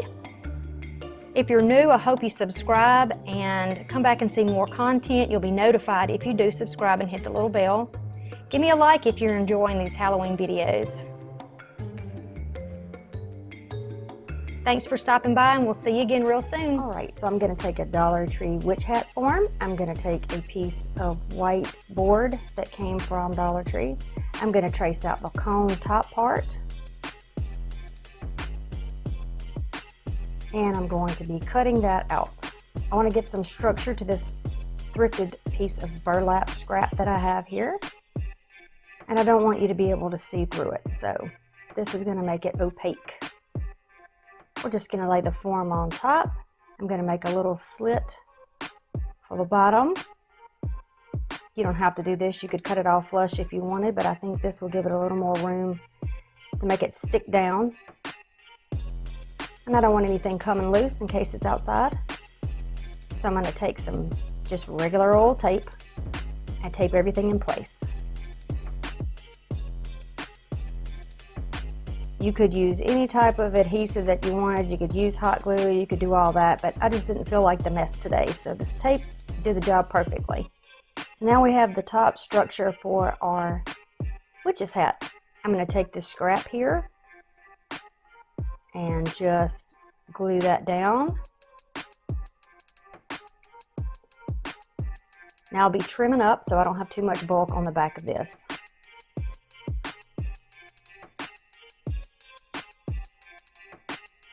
Be sure, since it's not glued down, that it's not slipping over where you don't have enough to glue down. There's one little space where I really pushed it. Cut it a little too short. But I made it work. See that little corner? Not very much to stick down there. But learn from my mistake. Now I'm just protecting my fingertips.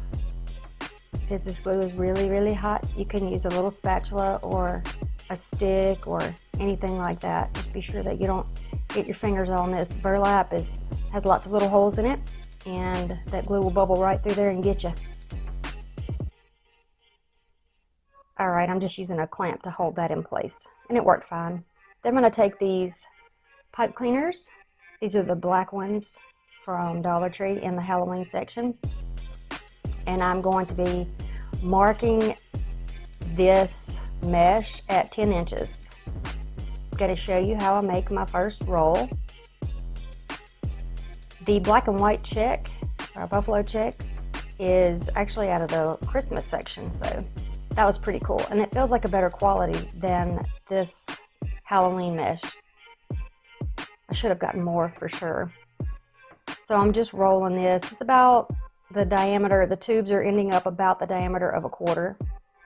And I'm just going to roll these together and put the rough side down, and then there you go. There's the bundle. All right. I'm going to make little pom-poms to put on my wreath, and as usual, I'm slightly out of frame over there. All you do is take a couple of feet of it and wrap it around your hand. Then you're going to slip it off.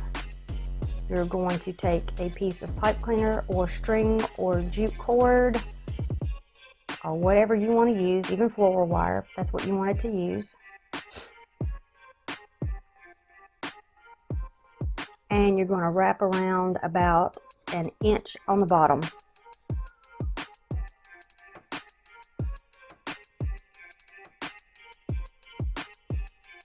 All right. So do that good and tight because you're going to be cutting here in a minute. All right, you just go through the bottom and cut it, and there you go. It'll just puff right out for you. Going to make several of these. I think I ended up with 3 or 4 of these.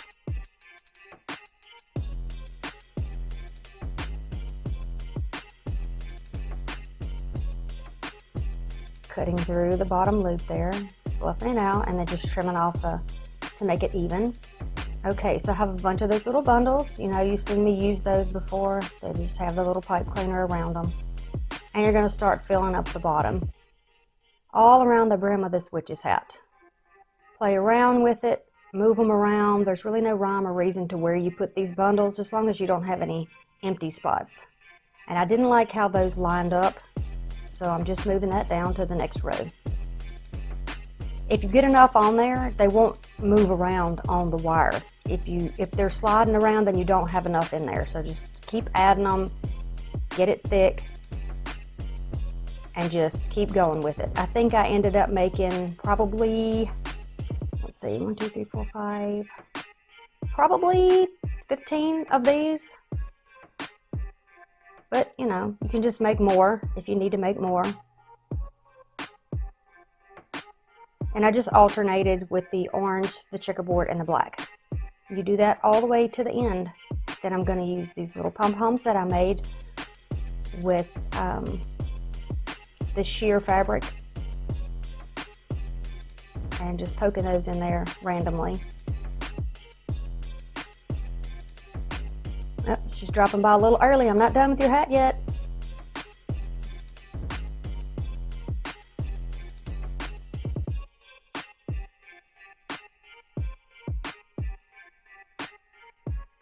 And just place them wherever you want to. Now we're going to work on the hat band, because the witch has to have a band on her hat. So I'm going to start off with the Dollar Tree ribbon on the bottom. So far, everything we've used has come from the Dollar Tree, with an exception of the burlap. So we're just trying to decide where I want this, and I want it high enough up that it's not sitting in the mesh tubes down there, because then I won't be able to see it. So again, safety first, protect your fingers.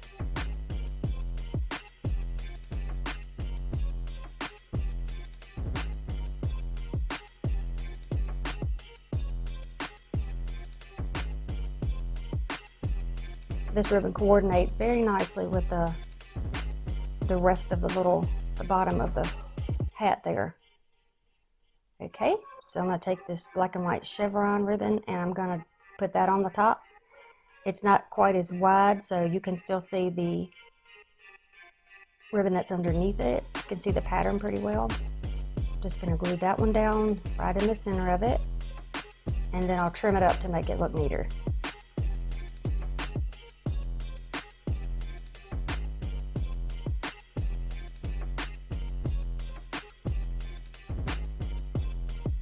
This would obviously be put on a solid wall or door. If you have a glass door, you're going to want to do something else to cover up the back. Maybe wrap the entire thing in burlap, put the band all the way around. Now this is just a little sign that I have that I got ages ago. And I'm going to make a little bow to put next to it. So I want that little blackboard sign to be an adornment for the witch's hat. And it's wood. It's kind of lightweight. So I've just made a little makeshift bow here. I'll add a third loop shortly. And put some hot glue down on here. All right, and now we're going to make a little bow for the top. You can see two 12-inch pieces with a piece of that mesh tubing there. I'm going to wrap it with a pipe cleaner. I'm going to use this on the end of the hat, right up there on the tip. So I just chose some of these 3D stickers that I've had in my scrapbook pile, and I put that down in the center of my little embellishment there on the hat band. Now I'm using some of this base filler to add a couple of little bubbles here and there.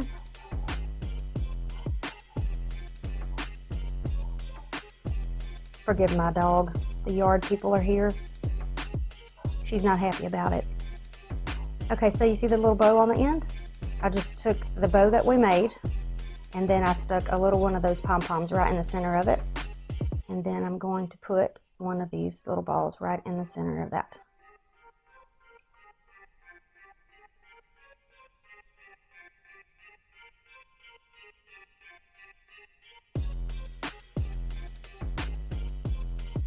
Fluff everything out.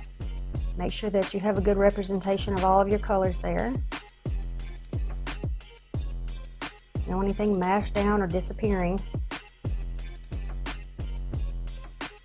And then to hang it, I'm just going to use a pipe cleaner with hot glue and a little piece of scrap paper. And just made a little loop there like a hairpin. And secure that down. This little witch's hat is going to fit in wonderfully with the rest of my orange, black, and white theme for Halloween 2020. I hope you enjoyed this video, and I hope you'll go get one of these before they disappear so you can do your own craft. Thanks for watching. Be sure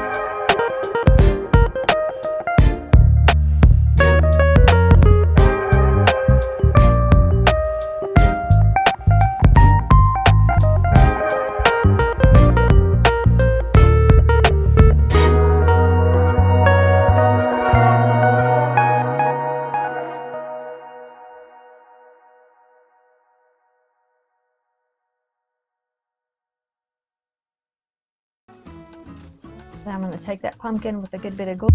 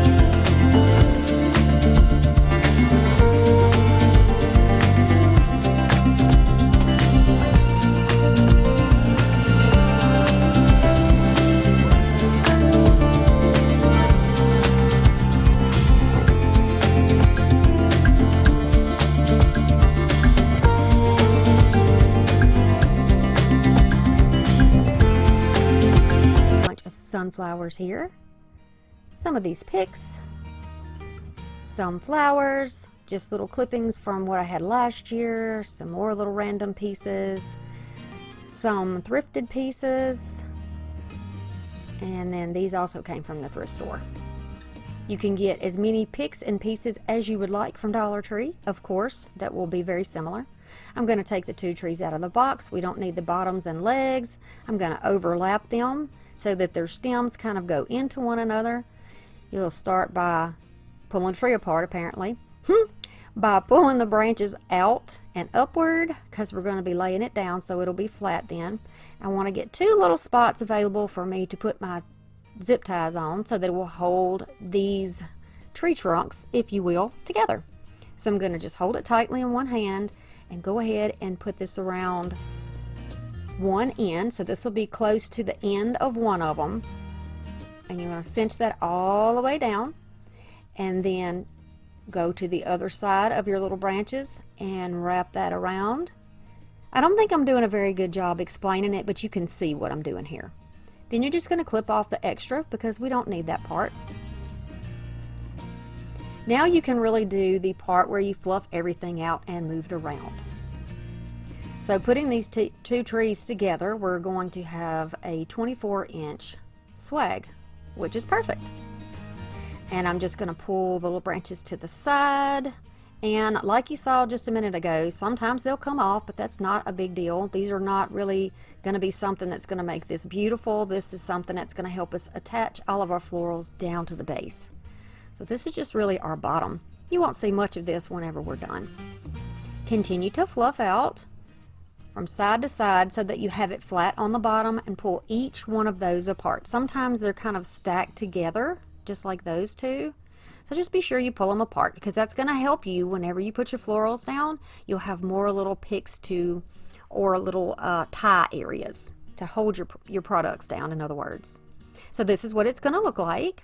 It's thicker in the middle and more tapered on the ends. And then I'm just showing you here that we have about 24 inches, maybe a little more. I'm going to start by just taking one of my wispier pieces, and I'm going to put it in the background.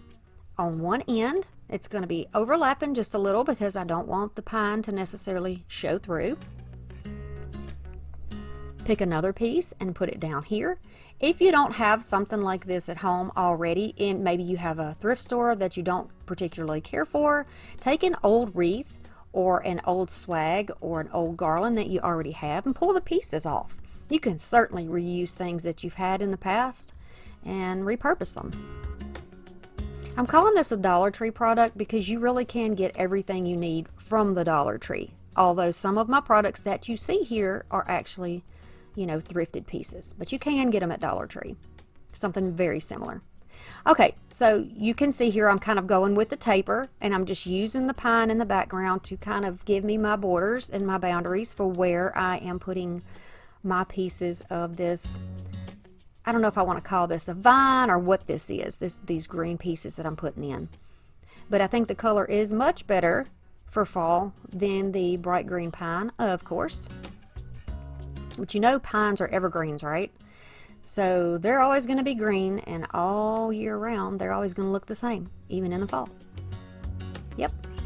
Okay, so you can see the shape that I got here. Directly pointing outward on each end, and then at an angle crossed over on each end, kind of moving inward a little bit. And now working from the center, I'm just going to add a piece here. This is going to be pointing upward, and I'm just going to wrap it. You can see that these little wired pieces really help lock those greenery pieces down. My videos are Mondays and Thursdays at 5, y'all. Now I'm going to start working with my pretty, I think these are oak leaves, yeah. I'm going to start putting these down. Now I said thrifted because I'm pretty sure this particular greenery was from a thrifted wreath that I have, but it might not be, because I had another wreath too that I repurposed that was something that I had had for years. So I'm not exactly sure, because these have been pulled apart like this for years. I just use them again and again because I love the coloring in it. All right, so we're going to use kind of the same pattern that we did when we put the other pieces down, and we're just going to add our greenery or our leaves right on top of that. You're layering here, right? And I'm sure to make sure that the tips of the leaves are hanging over the edge of the swag. Now, for some of you who are familiar with wreath making and swag making, you probably don't want to see this in normal speed, but it is helpful from the information I've been getting, the feedback. It is helpful for some people to be able to look a little bit longer and be able to see what I'm doing a little bit more thoroughly. So I'm going to do this in honor of those viewers and subscribers that need a little extra time. So you can see how it's looking so far. They always look terrible before they start looking good. And I would say that this looks pretty rough right now. These have little wired ends, and then sometimes you can just kind of thread them through what's underneath if you're going to keep them inside. However, if you're going to be putting these outside, you should probably be adding a little bit of Gorilla Glue to the picks before you put them down, or maybe putting a little Gorilla Glue over the areas where you have them pinned. Okay, you see, so this piece just came apart here. I'm just going to glue it back on. No big deal. That was easy enough, wasn't it? I'm going to take my other little pieces here, and this is a different type, but pretty much the same coloring. I'm going to add that. I love the bright colors in this. And I'm just going to continue to put these around where I see that they need to be put. But everything is kind of facing outward from the center. That's what we want, because we're going to do something different in the center. I'm going to put these little berry pods and cut them apart in little pieces, leaving enough stem for me to add glue so that I can place them down in there.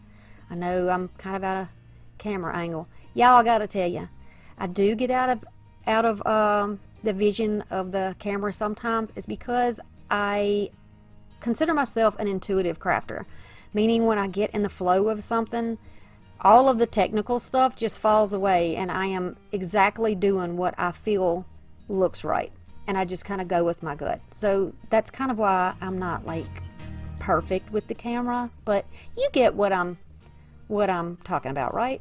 You understand? I know a lot of people say that they craft that way too. So moving along, we're going to start adding those beautiful sunflowers. I'm going to add one to each end, and then I'll start adding the smaller ones because there were larger and smaller ones on the same pick. If that's not the situation for you and you have all one size, that is not a big deal. It will not matter at all. So now I'm going to put this sunflower a little bit off from the center, and we're beginning to work toward the center. You can see now, and the things in the center are going to be a little bit taller than what you have on the sides and on the ends. We're building it upward because this swag could actually be used as a centerpiece. Isn't that great? 2 in 1. Now I'm going to add in the little orange flowers. I like a variety of textures and sizes. If you saw my last video where I did the really pretty wreath, yeah, I just like a variety of textures and things. It's more interesting, I think, to me. And you want a little movement, you know? I think it's pretty. So this is a hot bush. I started off by pushing up after they were cut off, pushing the leaves up to the top so they'll be seen. And I'm going to put these in 3s on the top in 2 areas. So there's my first bundle of 3. Over here I'm going to add another bundle of 3 because that's so much orange and yellow going on there that I wanted to break it up with a little bit of this cream color. And then single here and on the other side. Then I'm going to take 3 of them together and put them right together in the center, either bottom or top, whichever way. And if you're hanging it, then it's going to be on the side. No big deal.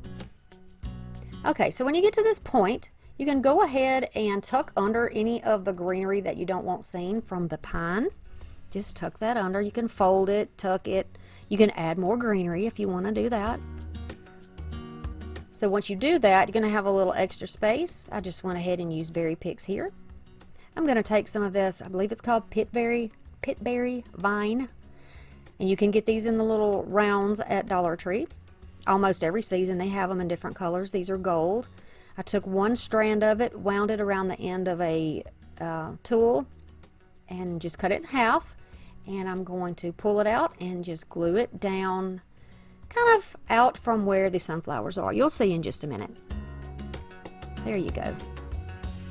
Just a little extra something, and you can do more of these or you can leave this out if you want to. And this is how it is going to look. Gorgeous. And it would be pretty if you flipped it over and did the other side, or if you want to use it for, you know, a swag. If you wanted to put it above your door, you could do it that way. You could use it in many positions, and you could put it on your table. It would be very pretty as well. So if you decide that you do want to hang it as a swag, we're going to use a little bit of burlap, and I'll show you how to make that tie for the back. Very simple. You're just going to double up one piece, pull the knot down where you want it, and then you have your loop. So this is a hanging loop. Flip it over, and then you can just use the same little branches from that Dollar Tree Christmas tree and just twist it around, poke it down in there, twist it so that it will hang up. It's not heavy at all, so no worries about that. I believe in you, and I know that you can do these projects. I know it without a doubt. If you're a thrifter and you don't do the Dollar Tree thing, go and get your florals. Search for them all year. I would love for you to subscribe to this channel if you're a viewer and you haven't yet. It helps me so much, and I appreciate it so very much. Project number 2 is going to be our home swag. Now this is a Dollar Tree sign. They have a variety of gorgeous signs. Pick whichever ones that you want. And then we're going to have some pieces that go with this that are going to coordinate with these colors. So that bluish green, aqua turquoise, teal, whatever color you want to call it, creams, and some orange, white. We're going to set this off. And of course, you know, I'll have my typical brown burlap in there as well. Now, to kind of give this little sign a glow up, you're going to take some dark brown paint or some dark gray, something like that, and go down these lines. As you can see here where they made this project, it kind of looks papery and kind of cheapy because you can see little white flecks. If you go down your centers like this with a darker colored paint, it really makes it look higher end. In my opinion, it really makes a difference. And I'll show you when I'm done with this, one side, the difference between the two sides and the look of it. You can already see there on that O what a difference that makes. So we're just rubbing a little bit on. I have like a fine tip marker. I'm just going to put that in there and then rub it back off. And every bit of the paint that needs to stay is going to stay right where we put it. So you see the difference here? Look at the difference in the two sides. That makes a big difference. You could also, I guess, use a Sharpie or some type of a marker if you've got something that's narrow and long enough to fit into that crack. Just so easy. And it really does make a big difference in the appearance of this little sign. But you do this or leave it out, whichever way you prefer to do it. And you know, maybe some of the signs are in better shape than mine was. Okay, feel free to distress your edges if you need to.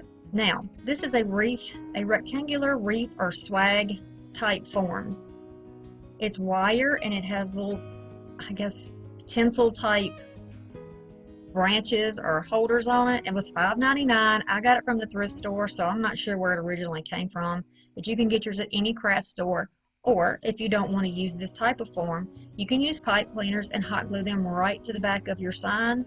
Just not even have that big form back there. This is just going to make it a little more sturdy. And since I had it, I wanted to take the opportunity to try it out. Now I've just flooded over the wire there with some hot glue. And I'm actually using my cold temperature glue with this so I don't burn myself. And then I'm going to take some, I think this is 3M tape, and put that right over the top. That is really gonna make a good strong hold so that this swag doesn't go anywhere. Nothing's gonna fall apart, hopefully. Ideally, I suppose I should say. And we're going to do that on every one of those little crossbars there. Be sure to follow me on my social media. I'd love to get to know you better. Okay, so now we're going to start layering on our prettiness. This is some 24-inch deco mesh. This is one piece that I found at the thrift store. Wasn't really sure what I was going to do with it when I found it, but I was so excited that there's no glitter in it and no metallic in it. I had to have it for something. It turned out perfect for this project. I'm just going to start it off by tucking it in the back and wrapping it around tightly so that it doesn't come apart whenever I am tugging on it to make the little poofs. So now we're going to go down about 12 inches. You can see we're going down 12 inches. Walking your fingers toward the middle. Let your sides go under. It's going to make a better little poof. And then we're going to go up to the very next little grabbers there, that little section, and we're going to press it into the frame and then twist it tightly. Okay, so again, we're going to go down about 12 inches. We're going to walk it toward each other with our ends under, so the poof's in the middle, just like that. Press it into that section tightly and then give it a twist. And we're going to continue the same process all the way up. We're going to do the same thing across the top. I'm going to gather it up here. I'm having a little trouble here. Don't know what the problem was. There we go. Grabbing it up, bending it over the top. And then we're going to continue all the way back down the side. Feel free to measure these to get exact measurements if you would like. I didn't need to do it that way. I didn't feel the need, so I just guesstimated. Continue all the way around, and look at that. I had just enough to go all the way around. Now I'm just going to pull my little poofs out a little bit, press the first little top edge underneath if it's coming out. That way my sign is going to be, you can really be able to see that sign in the middle. Now this is some 5-inch burlap. There's no wire or anything in here. I'm just going to use this to go on the outside. I'm going to tuck it under. You can see how I tucked it under that deco mesh. And the same little process, kind of scrunching it up in the middle and then giving it a twist to hold it in place. We're going to do this again. About the same thing. It's going to be about the same measurement, about 12 inches. Go up. It's just going to go like a frame on the outside of the deco mesh. So you can see how this is looking. Pushing it together in the middle and then twisting it down. Now, if you don't want to twist it tightly to begin with to make sure that your measurements are about the same, you don't have to twist it in completely tightly, and you can certainly untwist it and go back and make adjustments if you need to. Okay, so I'm just gonna go over the top like a little hoodie. You can tell I have kids, right? Yeah. Continuing on around until we're back in our original starting place. You can tuck the edge to the back and cut it off. See there? Okay, so now I've got some thrifted. This is like a linen and glittery orange plus a blue Dollar Tree ribbon. We are going to be cutting these down in 10-inch pieces. And you want to have enough of each ribbon to go in each one of those ties on your swag. So that's what you're going to see me do here.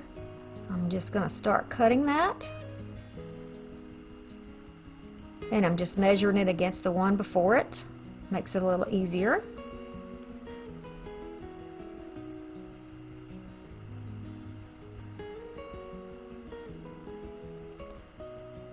Okay, that's me counting to see to make sure I have enough.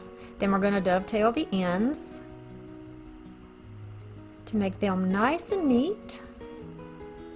I hope you guys are doing some of these crafts that I've been showing you. I hope that you have been trying some of these and that you are at least getting some inspiration from all of the things that I have been showing you.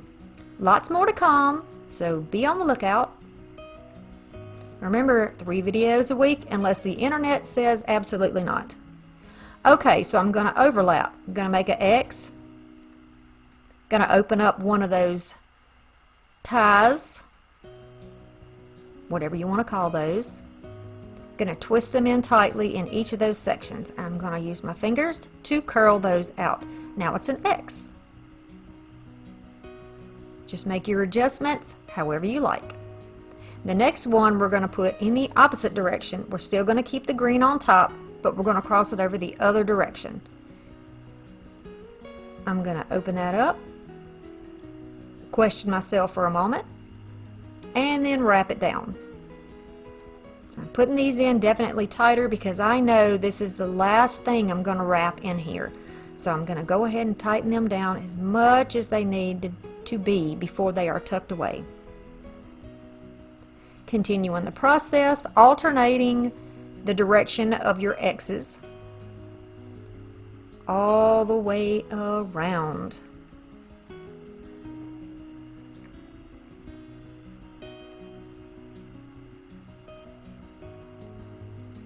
Y'all, it is so hot here in southern Alabama. I am ready for some fall breezes.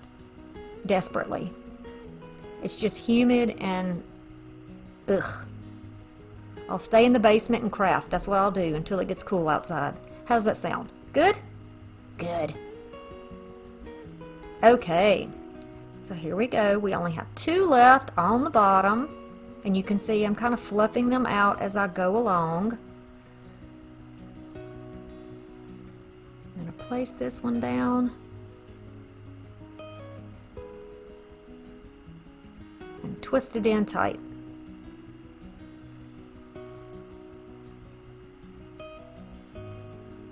That's some good Dollar Tree ribbon right there. It really holds its form.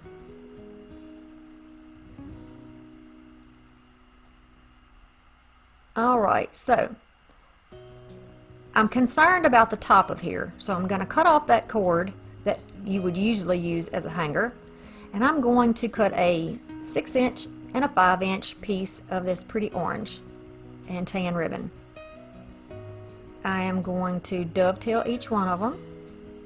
One will be longer than the other, and we're going to make a little bow tie bow. We're going to put the longer piece in the back, the shorter on the front. We're going to pinch it together, and then it's going to be so cute. Look at that. Then you're going to just use whatever type of jute you want. You can use your original hanger that you just had on the top of that sign to tie off your bow. I'm going to tie in a double knot so nothing comes loose. Trim it up, and look how cute that is. That is super cute. Little hot glue, and we'll put it in its new home, right at the top on the pumpkin stem. And this is how it looks. Not bad. Not bad at all. So now is the time that we tuck back all of those little pieces of greenery. Or the little pieces of the, I don't even know what to call those things. We're just going to call them tinsel because that's what it looks like, a Christmas tree branch. Tuck them all to the back. Once they are hidden, we're going to take some of this greenery. Now, get yours from the Dollar Tree if you'd like. You can get them anywhere you want. This happens to be something that I thrifted, so I got it very inexpensive. It did come originally from Walmart. It's a $2 clearance item according to the tag that I found on it. I'm going to layer up the pieces of the leaves that I want to use. Some are going to be single, some are going to be doubled. And with a little hot glue, we're going to tuck them in and around those little ribbon sections. If you have some mini pine cones, if you have some berries, if you have some of those little ball ornaments, you could use those. You can add anything you like on your sign to make it your own. That's what we do here. We make it our own, right? I'll make mine the way I like it, and you make yours the way you like it. But feel free to make yours like mine if that's what you like. So you're going to have leaves in all of those sections. And just kind of look and see what looks good. They don't all have to go in the same direction. Totally up to you.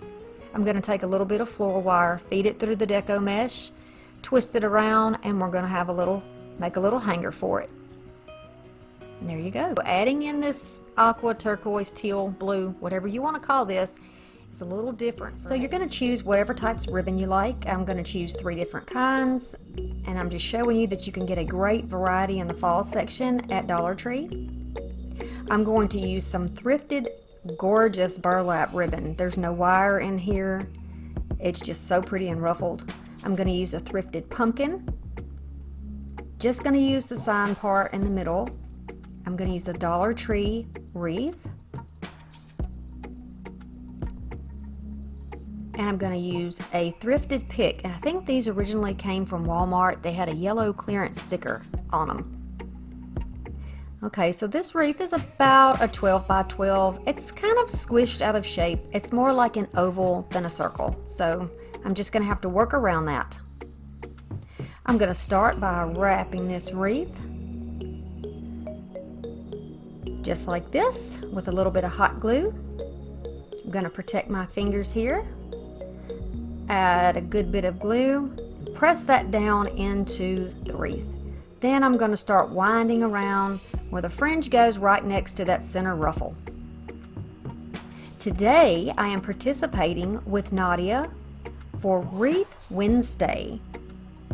DIYs by Nadia. Y'all be sure that you go check her out. I'm going to have her video link and her channel link in the description box. Thank you, Nadia, for the opportunity. Okay, so we're going to do this all the way around. You can see I'm lining that fringe up because this is layered burlap. If you don't have a layered burlap, you can certainly use just the regular plain pieces, and just be sure that you cover up all of that vined wreath underneath. You can certainly use a styrofoam wreath. You won't be able to see it, but you have to be careful about glue on those. Just keep that in mind. I'm just going to keep wrapping and wrapping and wrapping till we get back to the beginning. Now we're going to put more glue down and press it down into that and hold it for a minute so that it doesn't unwind itself. Keep in mind, if you're putting this outside, you're going to want to use something more like a Gorilla Glue so that the humidity doesn't make your hot glue release. Time to sharpen those scissors, I think. So I've just taken the stand off the bottom of the pumpkin, and I'm going to work with the orange side of the pumpkin rather than the chalkboard side. I think I'm going to put it on the bottom, and we're going to use this wreath like an oval, so it's going to stand up like an egg. I'm going to cut off 2 pieces of my floral wire, and we're going to use those to glue down to that pumpkin and hold it to the wreath. I also have 2 black pieces of scrap paper here that I'm going to use to put on top of our glue. So folding it in half like a hairpin, I'm going to put a good bit on each side, pressing it down and then pressing the paper right over the top. It just gives it a little more security so that it doesn't come off while we're finagling it to get it into that burlap on the wreath. Okay, we're going to do the same thing with the other side, and I'm just using the clamps that came from Dollar Tree because they help hold everything in place when you're moving it around so nothing comes dislodged. After the glue has had a chance to set up, we'll continue. Okay, so here we go. We're moving the clamps. And then making sure again that the pumpkin is where I want it to sit on this wreath, I'm going to press these wires to the back and thread 1 piece through each side. Just like so. And then twist them around to secure them in place and clip off any excess. There's a little slack there in my wire, so I will be able to push the pumpkin down a bit so it will sit flush on the bottom. So now I've got it where it needs to be, right sitting in the bottom. Now we're going to start working on the greenery or the leaf part of the arrangement. This is what gives it that rustic look. We're going to use some colorful fall leaves. I'm going to cut them off their little plastic picks and start putting a little base underneath this pumpkin, almost like it's sitting in a nest of leaves or a leaf pile. Who doesn't like sitting in a leaf pile? Okay, so I'm just going to add some hot glue. I'm going to tuck around and over that little glue strip. Don't be bothered by the fact that it's exposed and terrible looking on the bottom, because it'll be covered up. I'm just going to be sure that I've taken a variety of the leaves, the ones that match the look that I'm going for, and I'm just going to place them around. Not so much in a pattern, but just, you know, like maybe they fell down out of the tree themselves. A little lighter one on top. See, this is easy, and you can just be creative and do this however you want. You can also add some little mini pine cones or berries or whatever you like on yours. I'm going to add some on the top, and I'm going to add some of these pretty little white flowers that came from Dollar Tree. I know that some of the ribbon I'm using on top is going to be white, so I want to use some of this white down here in the bottom too. Kind of want to carry that color through. So I'm just cutting off the little knobby parts on these two. And then I'm going to use the other flower with the little stem part to lay it sideways underneath there. And it almost looks like one single hydrangea. So far so good, right? Now we're going to choose the ribbon. This is the really fun part. We're going to make a pretty bow. I'm going to use some plaid ribbon. This was thrifted, and I have two different Dollar Tree ribbons. They are all wire ribbon, and we're going to use 18-inch pieces.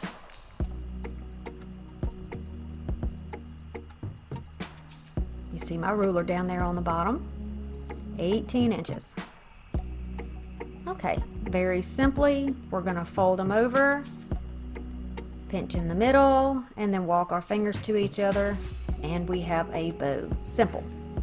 This is a quick wreath. This is nothing difficult. So the bow should be the same. We're going to do the same thing with the green. Same exact process, folding it over, pinching it, and then walking your fingers toward the other fingers. You're going to stack these up in whatever order that you would like them to appear when you put them down on your pumpkin, on your wreath rather. Same thing here with the plaid, and then we're just going to put him right on top. You can fasten this down with a zip tie like I am, or you can use some floral wire or a twist tie, whatever you want to use to put those together.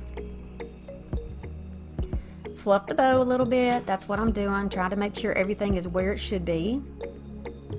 Then do your final tightening. I'm going to cut off the edges, fluff out that bow, and then I can start either dovetailing it, which is what I thought I was going to do at first, or just cutting it at a slant, and that's what I'm doing here. Just going to do slants in each one of those tails, all the way through, in all the colors. So far so good, right? Easy. Easy to do.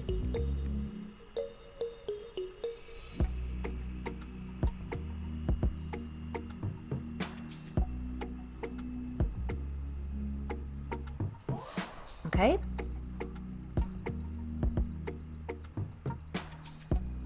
Now I'm going to put this off to the side over here, and right now I'm just looking to see if the bow is the size I want it, if it needs to be trimmed, what I want to do with it. And I think I'll use another zip tie here to just attach it right onto the wreath. This is so easy to do. Make sure that when you pull it tight that you pull that little knobby part to the back so that it doesn't show on your beautiful wreath. I'm going to fluff out my little bows, the tails and the little loops. I'm not really concerned whether or not those tails are even. This is Rustic Farmhouse, and we are not looking for perfection. Now I'm going to cut 2 8-inch pieces of this plaid because we're going to extend this out a bit. And I'm going to cut 2 8-inch pieces of the green. You can certainly do the tan color as well if you want.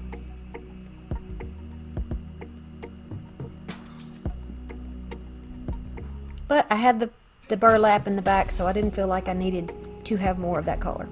I'm going to fold them over and dovetail them. You can do them at the same time. Makes it a little bit more timely. You can get things done a little quicker if you do it like this, but you do whichever way you are most comfortable. Alright, so I'm going to fold it in half, and I think I want to tuck these on either side of that bow to extend it outward because I feel like it needed more. I could have added more leaves, but I feel like the bow needed a little bit better of a presence. So this is what I came up with. Now I'm just going to put the glue on, and I am going to put it underneath this one too.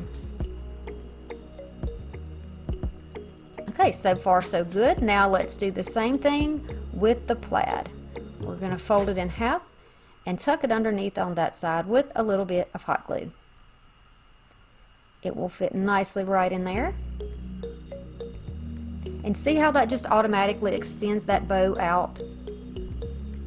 Certainly if you have a different bow in mind, something that's bigger, you could do a bigger bow, or rather than using 18-inch pieces, you could try 24 inches and make an even larger bow to fill up your space.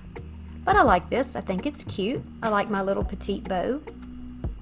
And I think that this bow is okay. I want the main part of the attention for this wreath to be the pumpkin. But I think that bow grabs your attention too, doesn't it? One more of those flowers, gonna put it right in the center of that little bow. I feel like that sets it off perfectly. I'm going to double up my leaves. You can do this, it's so easy, just a little glue in between, and then press that up right up in the middle. I've got lots of spider webs because I'm using a cool temperature for this rather than my high heat glue gun. Now for the hanger, I'm just going to take a long piece of jute, and I'm showing you here what I already had done, and just going to tie a knot just like that. I'm going to slip it underneath the bow tails and then press the ends right through the loop. I'm sorry that you can't see that part, but you get the idea. And then that's how we're going to hang it. And you can fluff your tails, you can fluff your bows, and our project is complete. Do you like this little wreath, and will you be trying this wreath?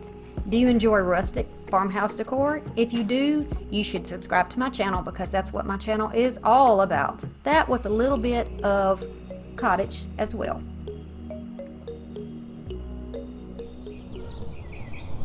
Thank you so much for watching, and I'll see you again soon.